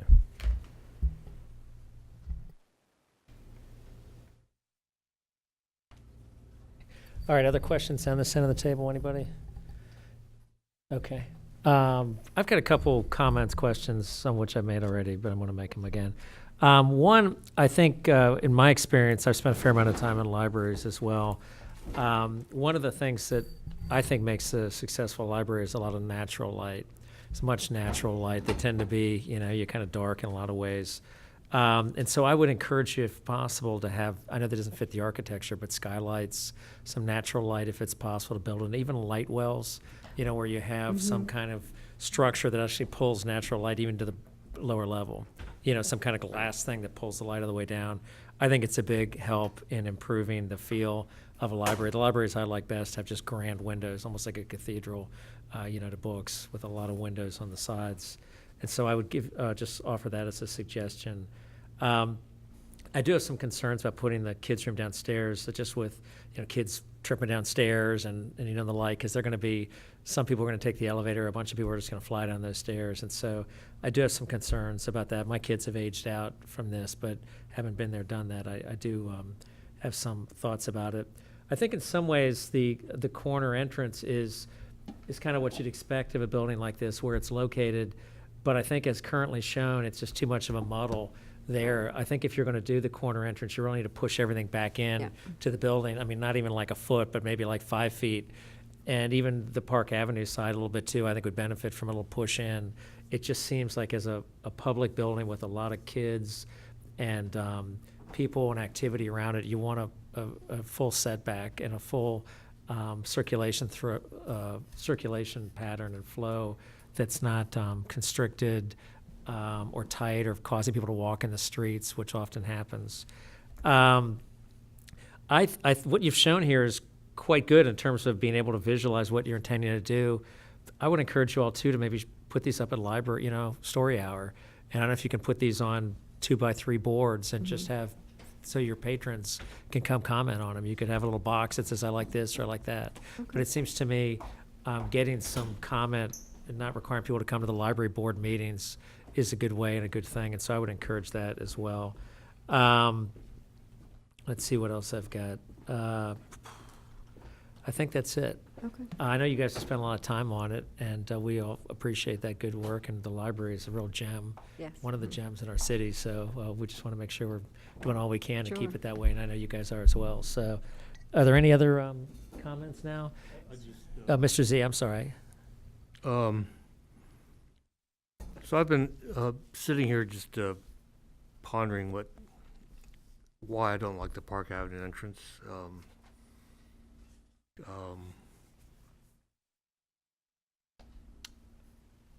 I think it's just difficult for me to think of, to imagine an entrance that doesn't face anything. It just faces cars. So that's probably not a clear explanation. I think having the entrance on the corner does a lot of things that I've heard you say is beneficial for library operations. So I think that's probably why I like that better. The having the having the Park Avenue entrance means that you're gonna have to do perhaps strange things with the with furniture and other kinds of crowd control measures too. And that eats up a lot of room on the inside, so I understand that. And the benefit of having it on the corner is, even though it's unfortunate that they've chewed up a lot of that corner with perhaps contrivances for circulation. I think when you work through this, that if you're at 10% now, schematic is, you've spent almost 30% of your the effort already. So I think this is a fairly well developed, but if you can keep the corner entrance, I would urge you to look at how to best do that. I think it has some real benefits for the elevation, even though I understand that this elevation is drawn from a position that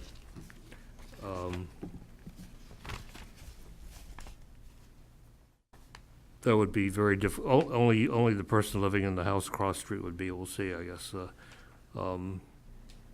But it does have some very nice massing. It finishes off that corner. The option 2 has perhaps windows where windows don't need to be. It has more of a institutional feel to me. But I understand these things can be worked out. I guess my only real concern here is that if there is any possibility of getting that pole off the corner. How much undergrounding would we be talking about here? Is it 200 feet maybe? Well, we'd have to work with Dominion to know where the poles are in the feeds, because you got to do more than one pole, obviously. One thing we could explore, which would be a phase solution until we have the Park Avenue money, is under our franchise agreement, Dominion will move the pole for ADA accessibility to get the pole out of it. So it would still be upright, we just move it to a better location, and we can certainly explore that with our architects and our CMAR and then the project team to try to get that pole out of there. It would mean subsequently undergrounding it, and we could explore what the difference is. I don't know how many poles. We'd have to do some engineering work with Dominion. Yeah, I appreciate that. We are trying to get grant money to do undergrounding for that entire street. And we know that. Holes I in just the hate to middle have the sidewalk. decision where we have cascading effects on functionality, preferences, architecture, all that based on one telephone pole. I mean, that seems to be a really odd fulcrum to base all our decisions on. So.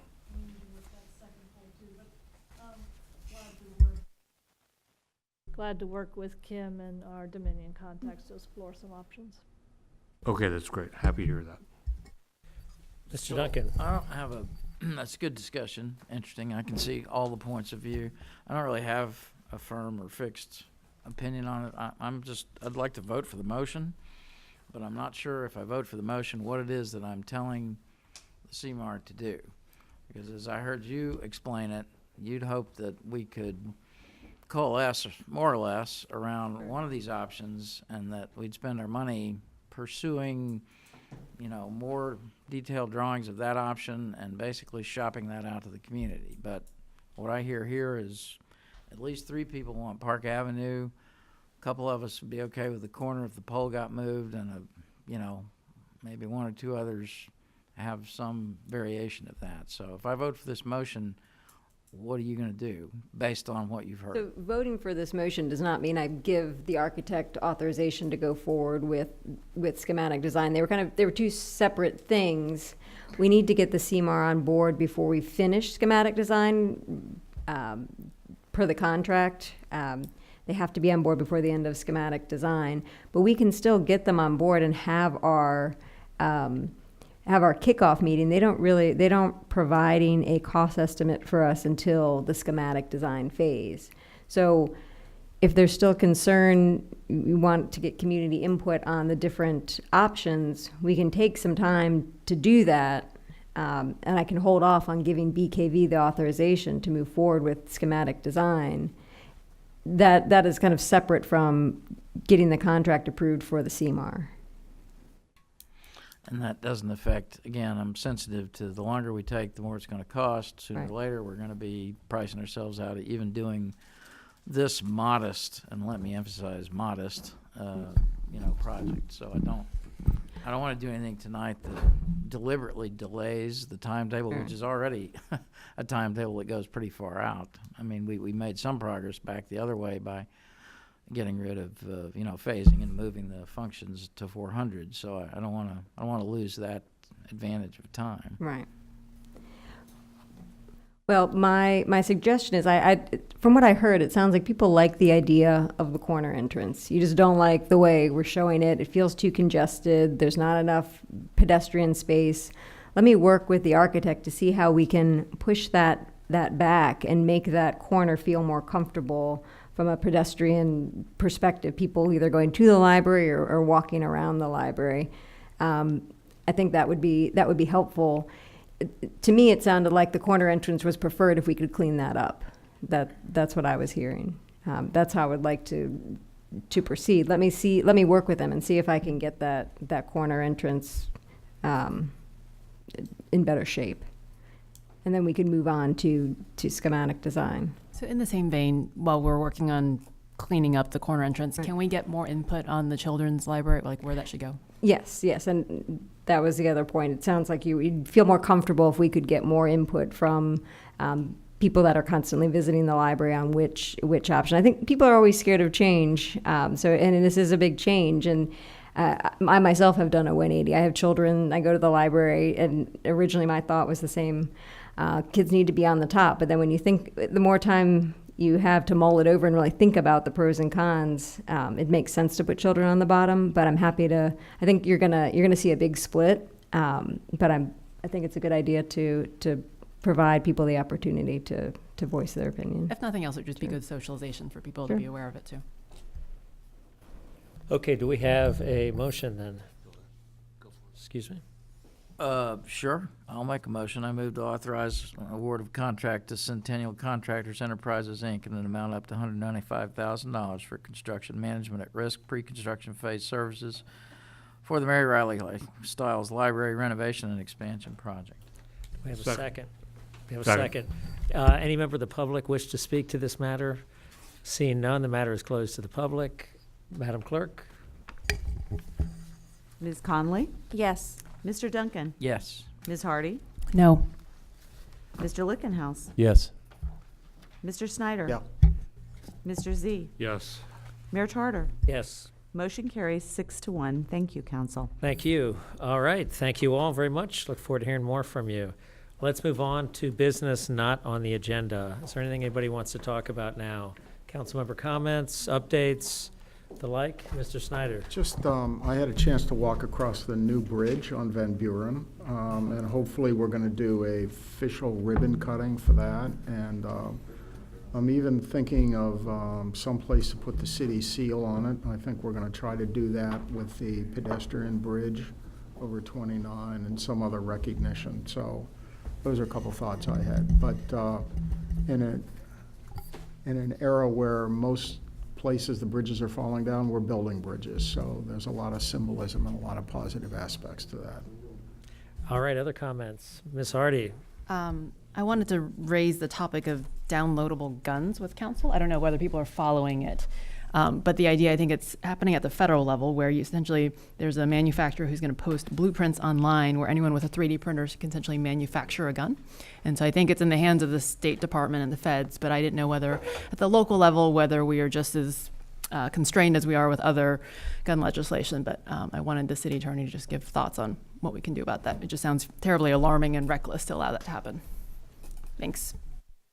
Mr. Mayor, could I add, I think Councilmember Hardy makes a good point, but there are some other developments going on as well, particularly in the environmental area with a rollback of environmental standards that will affect the city and will have a financial consequence in the future because we're going to have a lot more we're going to have to do here. So I'm wondering if the legislative committee might get together and take a look at what else we can do on the gun issue, and I would add the environmental issues to that as well.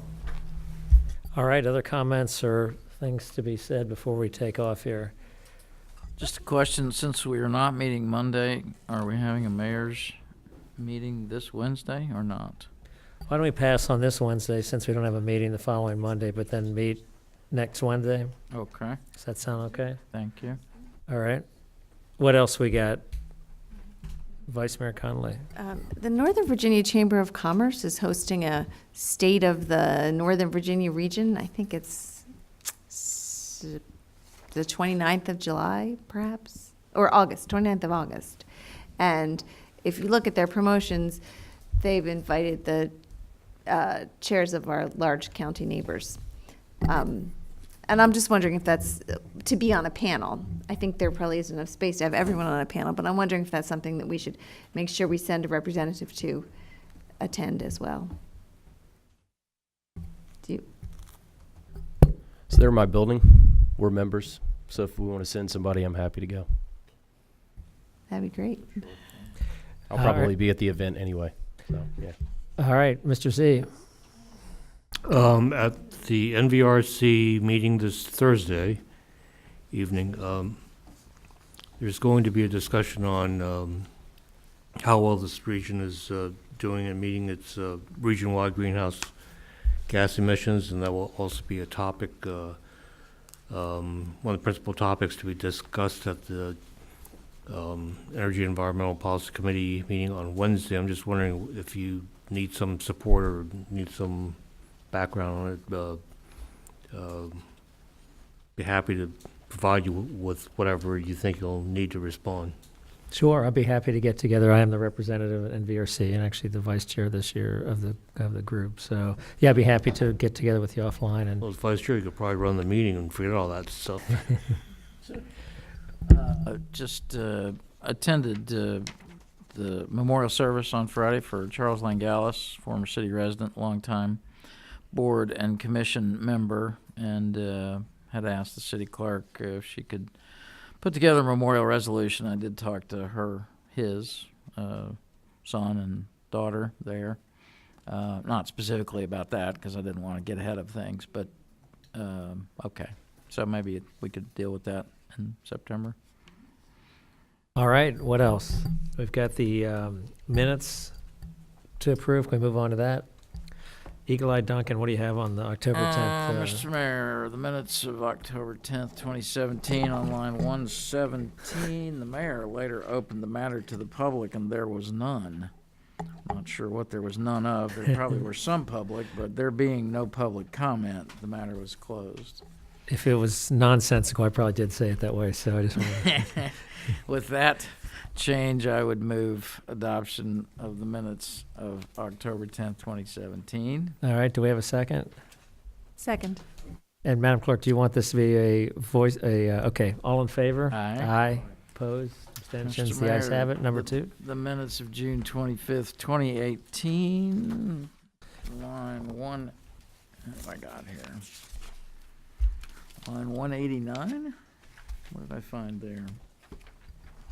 Oh, he opened the matters to the public. You must really garble this part of the meeting. You opened the matters and there was no comment on the matter. So maybe singular or plural, one or the other. And then in line 215, there would be a groundbreaking. Add the word "be," and with those changes, I move adoption of the minutes. I've got an edit. All right, what you got? Seems Miss Oliver attended this meeting in my Oh, stead. golly. I was Yes. absent this meeting, and I was reading through it to get caught up and saw that she had voted in favor of just about everything. So, is she my alternate? when I'm not here. Well, we wanted to broach this with you. How do we say this? Thank you for catching that. This is how I'm supposed to find out? Yeah. Okay. I'm All right. sorry. You like The her better, I tradition get it. I get it. continues. All right, we have a motion with the, Embarrassed I missed that. Mr. Duncan, do you friendly modify your Friendly allow? modification I accept. All yes. right, so we've got a motion. We have a second. Second. All right, all in favor? Aye. Opposed? Abstentions? The ayes have it. Is there anything else to be said today?